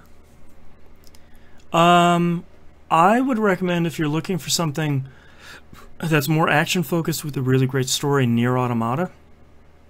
Oh, that's a fantastic game. Jimbo Jangles in chat says Dragon's Dogma. That game's a little bit broken in a kind of a Skyrim sort of way. That it breaking usually benefits you. I would also say the remasters of Final Fantasy X and 12 are both really good. Where's my 8 remaster? Yeah, for real. Where's my 8 remaster? Just you can just even put it out, 4x3. I don't care. Let more people play 8. Let them have 8. The famous queen. Yeah, sorry. My history is, based on Assassin's Creed, so it might be a little bit off. Assassin's Creed and Doctor Who mixed in. Yeah, exactly. I'm trying to think of anything else that for me is a must-play. I'd say Breath of the Wild, but Zelda isn't an RPG. I feel like I'm going to kick myself because I'm going to forget something. Oh, definitely. I'm thinking in my head, and you got games like the Fallout games. Well, I don't know if you'd consider them RPGs or what. I would, yeah. Fallout 3, you probably have to go with Fallout 4 now, because 3's probably just too old at this point. New Vegas, if you can get your hands on a PC copy of it. Skyrim? If you haven't played Skyrim, I feel like that's required reading. It's on whatever platform you have in eyesight right now. Yeah. You have Alexa? Guess what? It's literally on Alexa. My blind spot is usually Western RPGs. Oh, The Witcher 3. Please, God, play The Witcher 3. Oh, it's so good. How about the 2 Deus Exes? Yeah, I would call them RPGs. Yeah, I never clicked with the first one. Which one would you recommend? The second one is so good. I'd say try... Divided. Yes. Yeah, the first one, I'd say try with the first one, because it's going to be like $5 at this point. It is. Dude, the second one is that much at this point. I'm pretty sure we got Mankind Divided on deep sale, and it was like $4. Yeah, both of them are really good. I never clicked with the first one, but the second one is just outstanding. This generation's been a little bit weird for JRPGs. They've withered and then they've resurfaced over the past year. They've been pretty stable, but a lot of them are like, this JRPG studio is suddenly making a first-person dungeon crawler. It's like, okay, like that's fine, but it's not, and I can't in good faith recommend Final Fantasy 15 because I've sort of played the first 2 hours of that over and over again before the frame rate issues screw me up. So I know some people really adore that game. Yeah. I feel like there's a big one I'm missing, and it's driving me crazy. Oh, guarantee you. Oh, you want the best RPG of all time? Elite Dangerous. There you go. There you go. That's space RPG. Yes. Yeah. That's the other SRPG. Yeah, or go play Final Fantasy Tactics, the phone version. It's actually really good. It doesn't have the issues of the PSP version either. Let's move on to Discord. T-Bomb Rocks asks, a story broke today, last week, that Xbox is working on a diskless system. Big part of the story is how Microsoft's disk-to-digital program basically lets you take your disk to a Microsoft store and they give you digital code. What are your thoughts, and how do you think the public will react to this? There will be the same old stuff there always is. People will yell and scream and tear their houses down from their internet greenhouses as they're throwing stones at everybody else. And then they'll do the program anyway. And so like, it actually worked out pretty well. Look at all these codes I have. It's the exact same reaction that everybody always has with everything. Yeah. There will be anger, there will be a vocal minority. Most people will understand and be fine with it, and then life will roll on as normal. And I feel like if you have an Xbox One right now, this whole thing doesn't apply to you at all. Nope. No one's like switching out your Xbox One X in the middle of the night, like the Microsoft gnomes aren't coming in, and next thing you wake up and you're going to put Call of Duty in, and there's no disk drive. A gnome is in the background going, got him. Digital Dave, the disc gnome. Yes, yeah. Digital Dave. I mean, it's a good idea. We'll see how things go. Like the streaming and the diskless, like they're both good options. I'm a very big fan of the fact that Microsoft is diversifying this much. Right. Because if I could get an Xbox One X that was half the size and didn't have the disc tray in, I would be fine with that. Yeah. Because I buy everything digitally anyway. Yeah. Same with my wife. So this it doesn't hurt us in any way, shape, or form. The fact that you have the option is always a good thing. Yeah. Yep. Like, next question from Mental Case. He reminded me that I forgot his question earlier. Sorry. After seeing the praise from multiple sources, what games are you going to probably pass on? Seeing praised from multiple sources and still pass on? Yeah. Dragon Quest 11. Yeah. It's what is that on everything, or is that PS4 and Switch? That one. PS4 and Switch and PC, maybe. Okay. So, not on my primary format, not a game type that I typically get hardcore into. It's 100 hours. Mm-hmm. Yeah, it is on PC. Yeah. People will not be coming to me for my opinion on Dragon Quest. People will be coming to me on my opinion on Forza, on FIFA, on these other things. Oh, here's another RPG I forgot. Battle Chasers Night War. Ah, there you go. That would be one I would recommend for you, Moon, because it's like 20 hours to 100%. I have it on disc, dude. Yeah. I literally have it. Talking about a cheap on-disc game, that game is usually like, it's on sale for $3 in a box on a disc. I literally picked it up when you sent me the tweet as soon as it went on sale. I was like, oh, I'll get that. I'll play it eventually. It's still cellophane wrapped in my thing. And that's okay. I'll get there eventually. For me, I've talked a lot about Red Dead 2 this year. That's an obvious skip for me. For me, as much as it's getting praise, like the new Call of Duty and the new Battlefield, those are both going to have to be skips for me, mostly because of time. Like, for me, there's so much content coming out in Destiny 2 over you know, as much time as I have to ingest it. Then there's next week there's something that's coming out.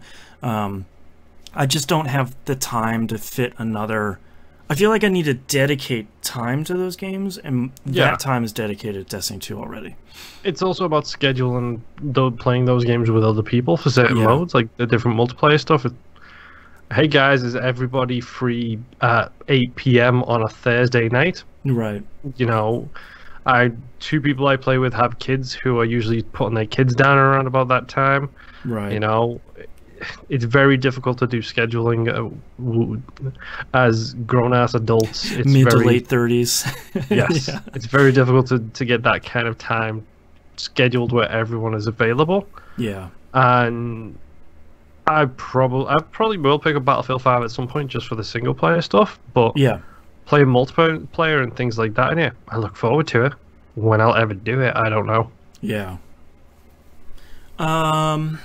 What else specifically thinking this year? I'll probably never... Yeah, I'll get to Spider-Man early next year. I'm hoping to slot that into the schedule.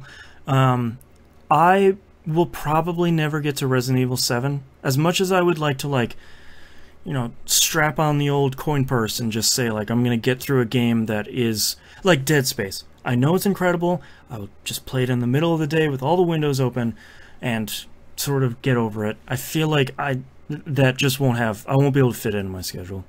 I honestly wish you could, because I would love... how much experience do you have with the old Resi games? Oh, a bunch. I played 1, 2, and 3. Once 4 came out, I was like, that's a pretty different... I know this is like the opposite of everyone. 4 came out, and I was like, that's a pretty different game from what I like. And everyone was like, yeah, dude, that's the point. It's like, I'm okay. No thanks. 4 is... It was the refresher that game needed, and it Yes. feels like 7 is the refresher that the game needed again. My other concern, too, is my kid is now a lot more cognizant of what's happening on the TV, and I'm not super worried about like violence or nudity or anything. Obviously, swearing is a no-go right now since she's in that stage of being a parrot. But I feel like that's too much violence and like too much horror for like a 2-year-old with a plastic brain to kind of... Yeah, just so you know, it 100% is. Yeah. The start of that game is 100% too much. Yeah. So I feel like that's just circumstances and time mean that's just not going to happen. I don't know what else. I feel like you and I, especially over this last year, have played a little bit of a lot of stuff. Some of it's been in our wheelhouse and some of it hasn't been. Yeah. I mean, I'm trying to think of games that are really highly praised right now that I haven't even touched yet. We've played most of them this year.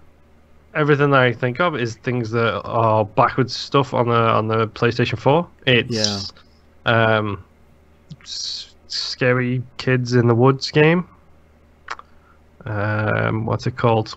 Hayden Panettiere is in it. Mr. Robot is in it. Until Dawn. Yes. That's another game I'd love to play, yeah. Which I haven't played, but I have. Yeah. Uncharted series, I have. Yeah. God of War collection, I'm pretty sure I have. Like I've bought these back with these PlayStation 4 exclusives,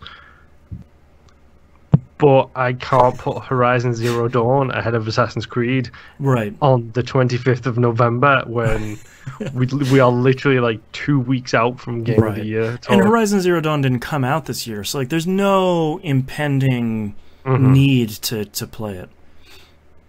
Man, that's a good game. No, I already played it. I already 100%. You already platinumed it, so you definitely don't need to go back to that. God, it's so good. Yeah, I feel like this year there are so few of those because, like, you already played Spider-Man. Both of us already played God of War. Both of us are going to play Assassin's Creed Odyssey, Forza Horizon 4. There's another one, Fallout 76. No way in hell I'm going to play that game anytime soon, if ever. Although I guess that didn't get good reviews, so that doesn't really count. Literally, the next word out of my mouth is going to be, where have you seen the praise for this game? Yeah, I haven't, but that comes up in another question, so I guess we shouldn't head up. But yeah, good question from Mental Case. Thank you. Next question from T-Bomb Rocks from last week. With Sony skipping E3 this year, it of course is leading to rumors that they don't have games far along to show, or the PS5 will be launching next year. I myself think it's closer to they don't have any new games to show because they let their devs take as much time as needed. My question is this. What is it going to take for Microsoft and Nintendo to kill it at E3 and people not even focus on the fact that Sony did not attend? I give you 2018's press conferences. There you go. Yeah, Microsoft just needs to do it again. Like, just shut up and put up on the stage and just say, here's another game. Whoops, it's the Halo Infinite 10-minute gameplay demo. I mean, at the end of the day, is at this year's show in 2018 E3, if Sony didn't show up, do you think they would have got a better reaction or a worse reaction than the flying poop show that they put on this year? I almost think it would have been better. Because they could have flooded their YouTube channel with a bunch of trailers and been okay.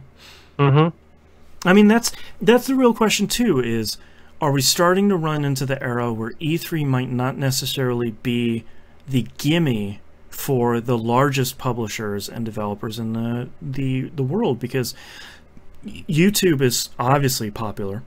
I feel like that's one of the biggest understatements I'll say on the show. But they can leverage social media leverage their Twitch channel. You know, Sony's been trying to stream more, which is great, but not the point. But Nintendo has obviously shown that they don't need E3. They can do their own thing. Microsoft is obviously just as big as Sony and Nintendo. So at what point do they say, like, this is a lot of money, we can just have Major Nelson go on a live stream for 2 straight hours on a regular weekend in May, and we'll just do the same thing? I think the biggest thing about E3 is the thing that I'm guilty of forgetting it. I think everybody is. Mass media coverage. Yep. It's literally the 1 week of the year where your NBC affiliate in Tumbleweed, Tennessee. Welcome to the 11 o'clock news. It's the biggest gamer show of the year. Mm-hmm. Yep. It gets that kind of level of attention, which I don't think any other video game events do. But I think specifically for America, I should say. Sorry. Sure. Yeah. Gamescom is such a huge deal in Europe. That's the biggest convention TGS for video games in the world. Yeah. And I think in the US, I think the only thing that's counter to that right now is Fortnite. Because I feel like Fortnite is so big that why would another game like that, or why would Epic, you know, for if they didn't have any other games, why would they even show up at E3? You know, I feel like as more and more people play games across so many different age ranges, I feel like E3 slowly will become less relevant, but for really good reasons. It's because everybody's already playing something. You know, like my mom has been staying with us for the last 2 weeks. She still has Bejeweled on her phone, and she plays it every day. You know, to me, she's someone who plays games. Yeah. I think the thing with Sony's biggest mistake here is thinking that time is closer than it is. Yes.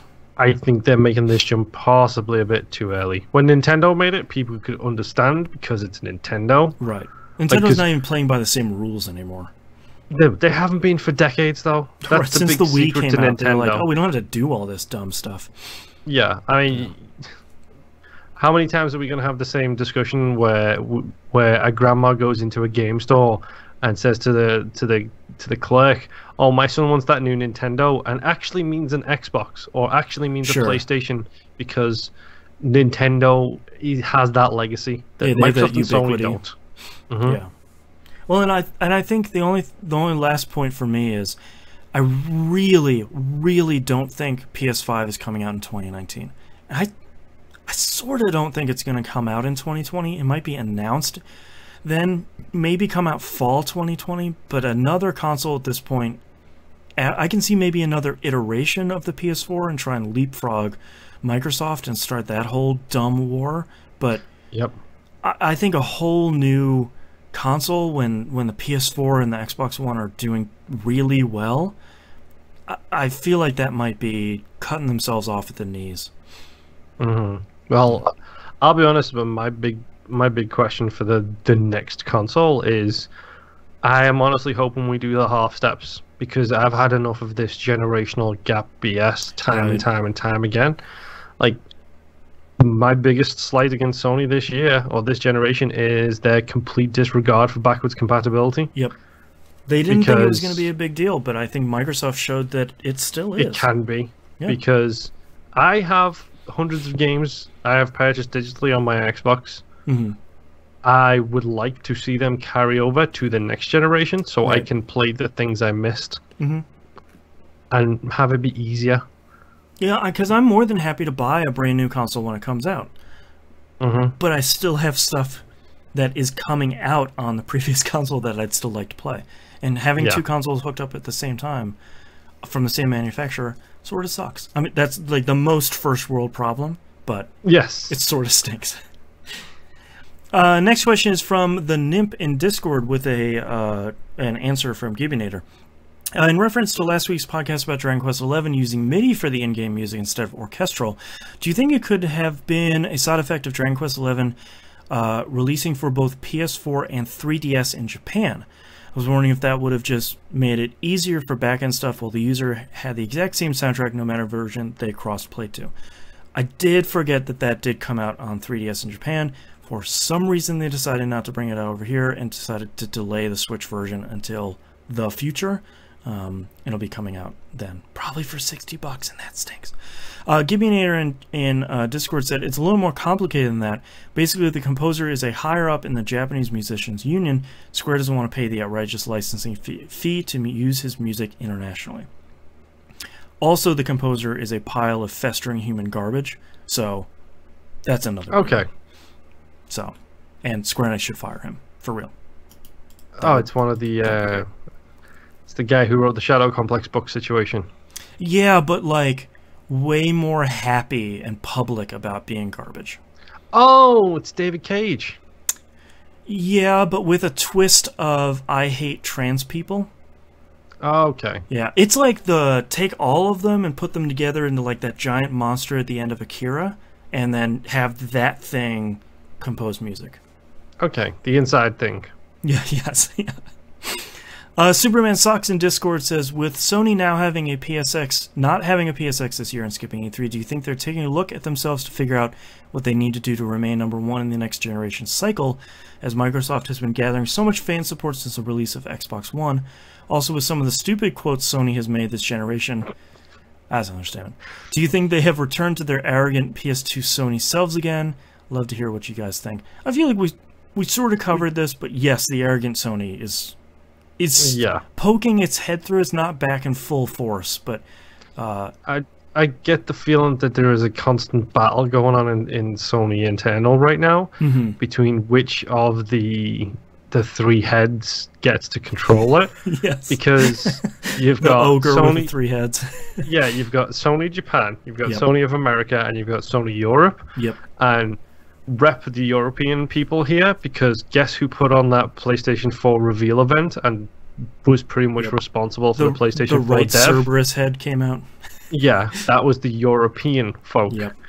And it feels like the American and Japanese heads are taking over a little bit right now, and that ego is back. I mean, that's always been the rumor, is that those are the two branches that want to own the PlayStation because they think they can do it better. But the Japanese way of making a console and the American way of making a console are so at odds with each other, which works well for Microsoft and works well for Nintendo. But when you have the two of them fighting, the middle ground is never going to be good. By our powers combined, we are a cluster. Exactly. Yeah. Next question. We only have two more questions here. Next question from Maximus Prime in Discord. Apparently, Microsoft did a co-marketing deal with Bethesda sometime back because they've had their logo popping up at the end of Fallout 76 ads all over TV and YouTube. I have noticed that. Also, mistake. Yeah. With Fallout 76 currently setting at a disastrous 48 on Metacritic, and with it being the most criticized game on YouTube I've seen in years, what do you guys think of the game's What do you think the game's poor performance has done to the already struggling Microsoft brand? What do you think Microsoft can do to control the damage? So I want to hop in here.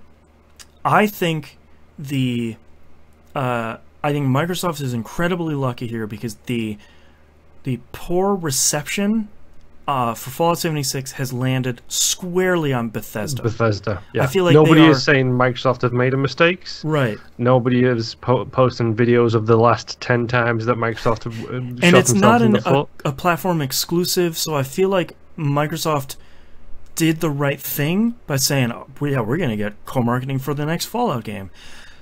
And they're going through it, of course, because they have a contract. But I feel like Bethesda is getting the bad end of the double-sided blade here, because when it goes really well, they've got Skyrim and they've got Fallout and they've got this other game come out and they've got some, like Bethesda becomes a positive name like Ubisoft once was.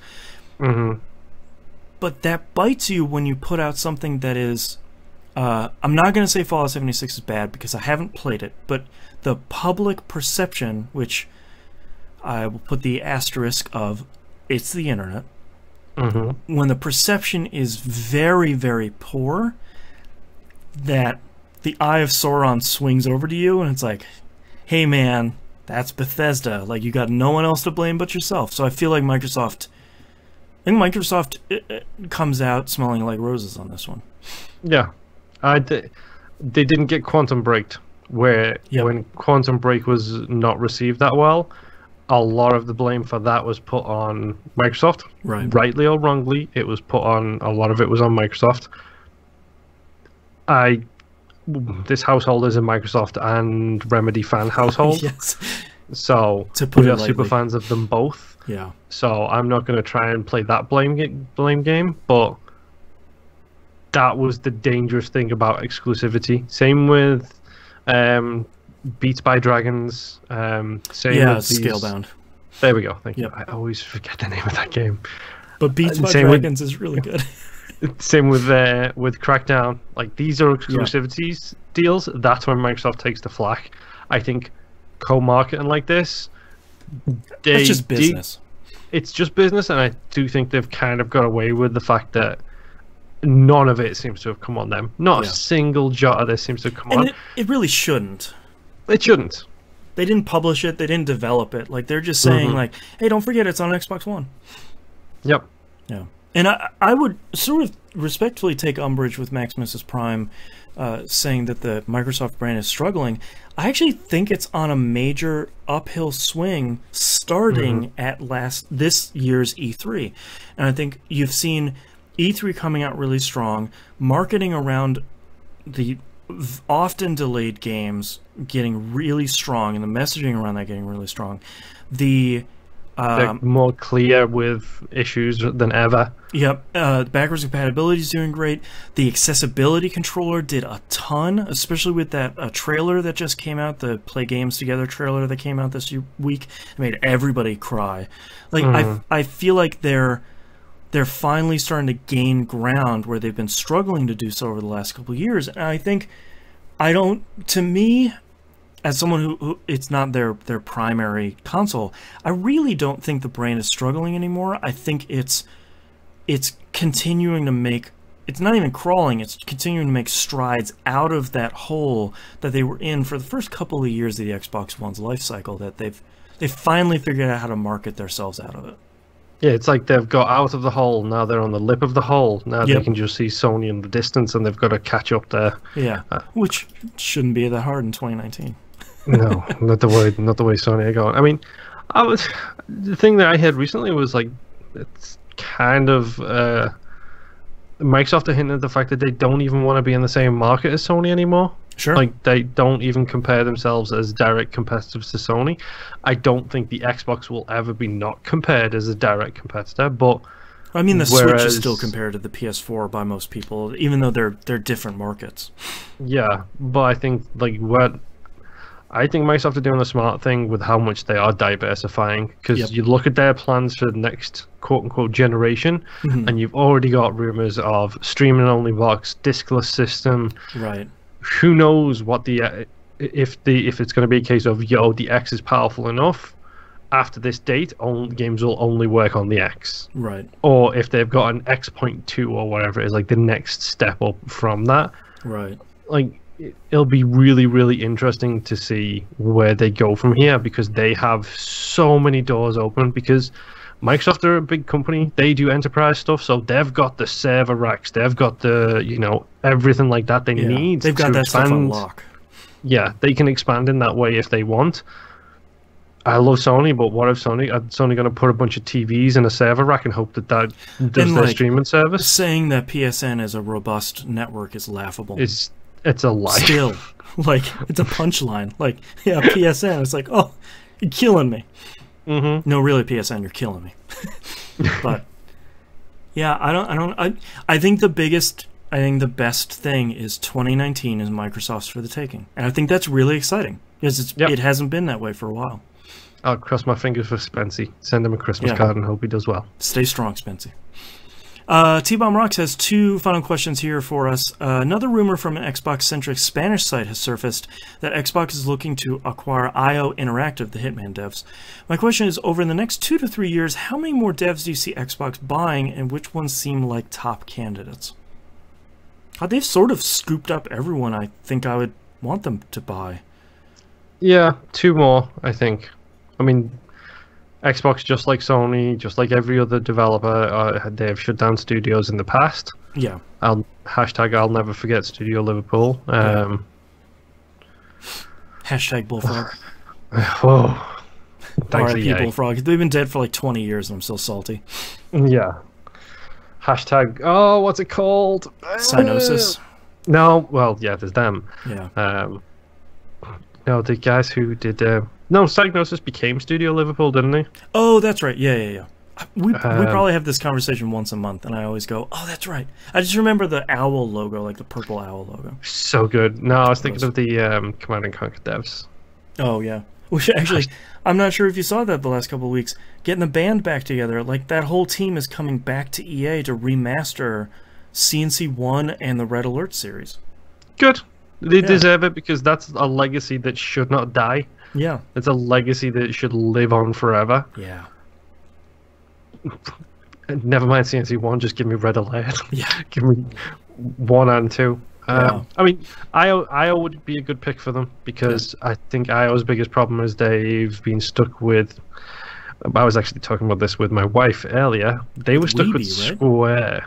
Oh, Square, yeah.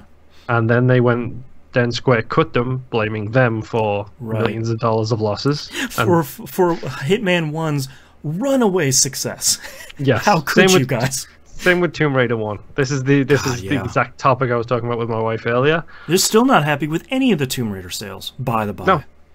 No. Square. Well, how many $1 million loss did they post? Oh, anyway, let's not talk about that. Yeah. I know IO's good. They could do with it. I know Warner Brothers are publishing the new one, but I don't know if Warner Brothers purchased the studio. Yeah, they might have just purchased the publishing rights. Yeah. I think the thing that makes me feel better about Microsoft buying all these studios is they're not afraid to make stuff multi-platform. So it's not like, oh, I'm going to scoop up IO, but Hitman 2, sorry, we're just not updating it for PS4 and PC anymore. Like, sorry, you just Xbox One, that'd be great. Like, they'll probably look at putting it on Switch. They'll probably look on putting it on some streaming site. Like, I like that they want to get more of their games out there. They're still keeping their exclusives, which is important. But for a lot of these games, I think it's still really important for them to diversify their portfolio, as we've been talking about. Yeah, honestly, the world changed for me when Microsoft and Nintendo started tweeting at each other to diss Sony. Putting out trailers together, and it's like, that okay. was literally my entire history of video game beliefs blew up in like a 2-tweet chain. Yeah, the wall came down. Yeah, it was just like, oh, okay, I'm gonna smile and nod. Yeah. So last question here from T-Bomb Rocks. My daughters just asked me if they can play Undertale. I asked them why they wanted to play this, and they said they watched their favorite YouTuber play through the entire game and now want to play it. My question is, have you ever watched an entire game playthrough without ever playing it yourself? Undertale would be one for me, because I couldn't finish it. I bounced off of it too many times. Is it the humor? No, just I got tired of going into a fight and like trying all the options for how to not kill someone. I felt like it was a little bit, I was getting a little tired of like, try all the options, something changed, try all the options again, and like rinse and repeat for a whole boss battle. Yeah, I don't think I've ever watched a full playthrough of... Actually, no. There is one game I have watched an entire playthrough of and then played it myself. And I bequeath anyone to watch the entire playthrough I watched and then not play it yourself. Okay. You already know what the game is. I feel like I don't. Mm-hmm. I've seen a lot of quick looks. I've seen a lot of Let's Play sections and stuff like that. But the only game I've ever seen start to finish is Persona 4 Golden. Yeah. And seeing them play that made me go and not only play P3P, but P4G. Right. So I played both of those games because of... Because of Funky Student, you can be honest. Because of Funky Student and Charlie Tuna. Yeah, Charlie Tuna. Oh, it's so good. Yeah, I feel like with us, we are really removed from the generation, and sincerely, this is not me down talking another generation, but we didn't have YouTube growing up, so the idea of watching a YouTuber play a game we're interested in is so antithetic to how we play games that most of the time, like, I'll pick up the game and play it myself, but that's such a different way of thinking than how the younger generations do, where that's a lot more appealing, is the commentary and the personalities and all that stuff along with the game. I find that endlessly fascinating, but just nothing that I watch a lot of YouTubers, like I watch a lot of Destiny YouTubers. I have like 3 or 4 of them I watch, but that to me is supplementary material where they're like doing crazy builds or doing like solo raid runs, you know, but they're not.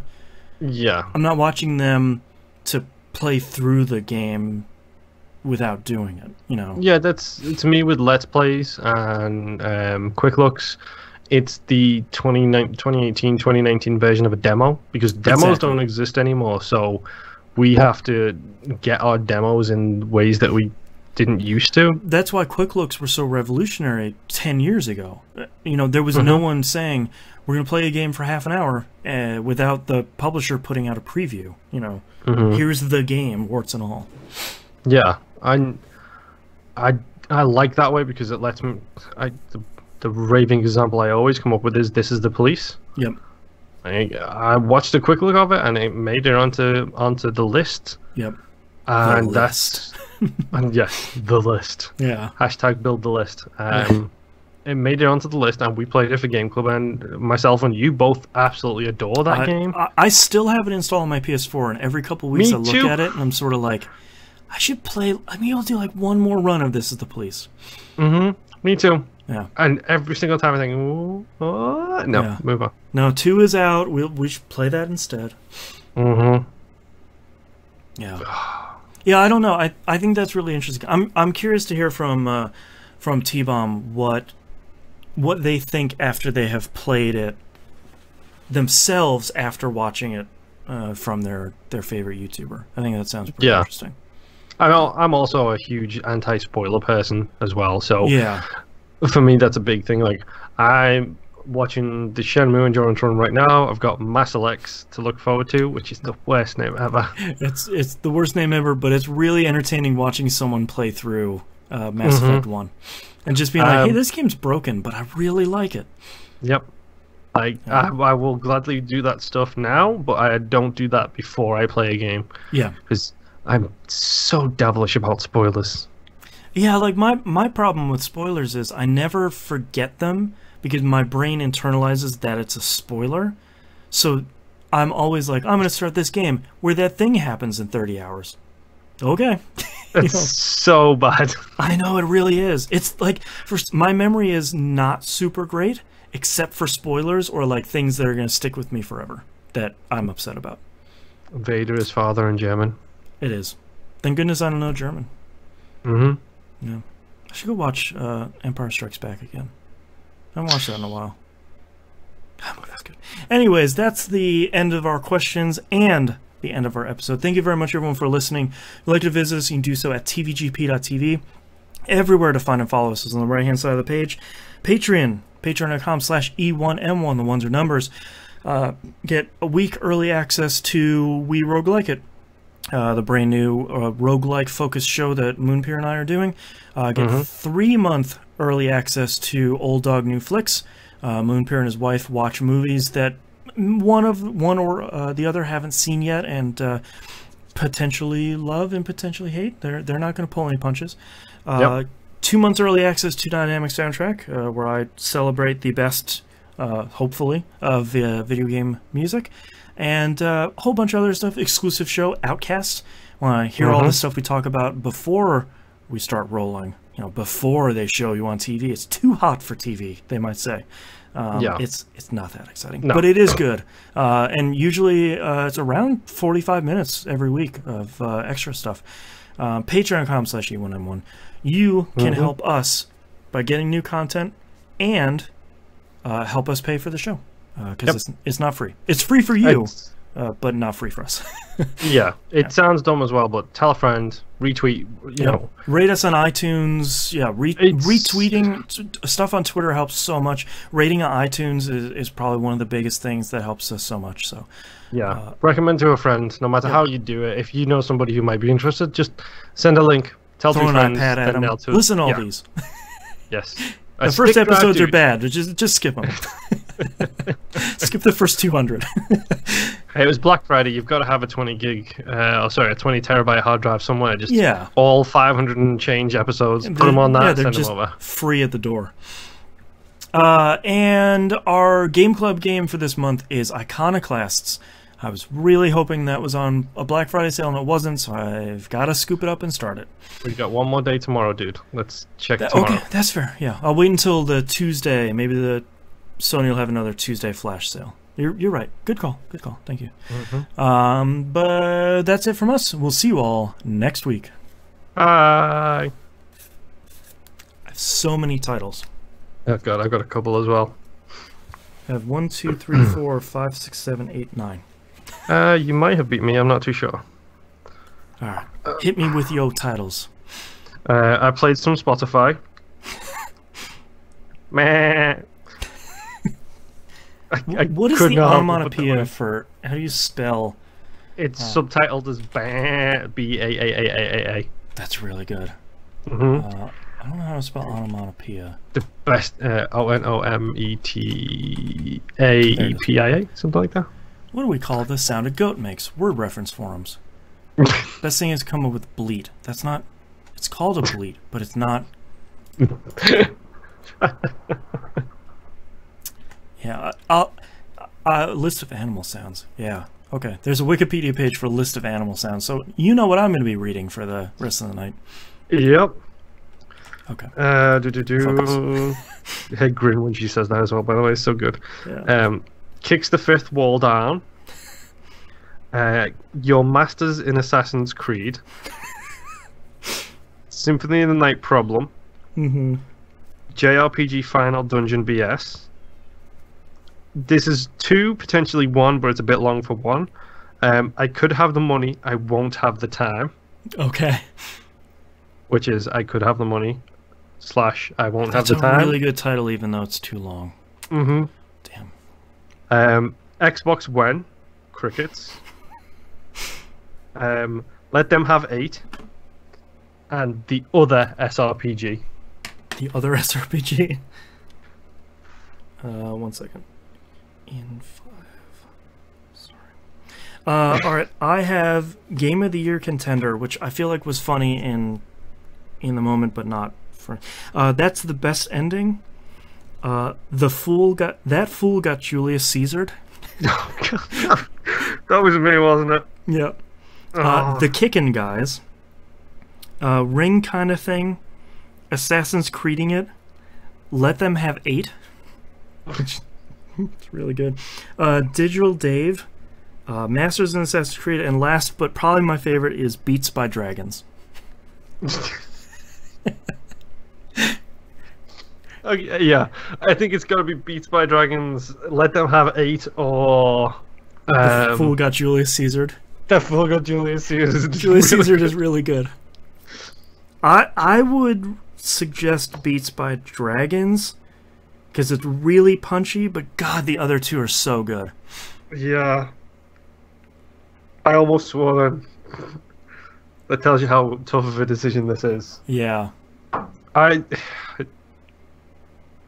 never thought I'd use Julius Caesar as like a verb. Yeah. But Beats by Dragons is really good. Let's do Beats by Dragons because it sounds like my kid is melting down downstairs. Okay. Alright, circle that bad boy. Alright, starting in 3, 2, 1. This is That Video Game Podcast, episode 579 for November 26th, 2018. Beats by Dragons. Cost you a cave full of gold. Alright, thank you so much everyone for watching us live. Bye.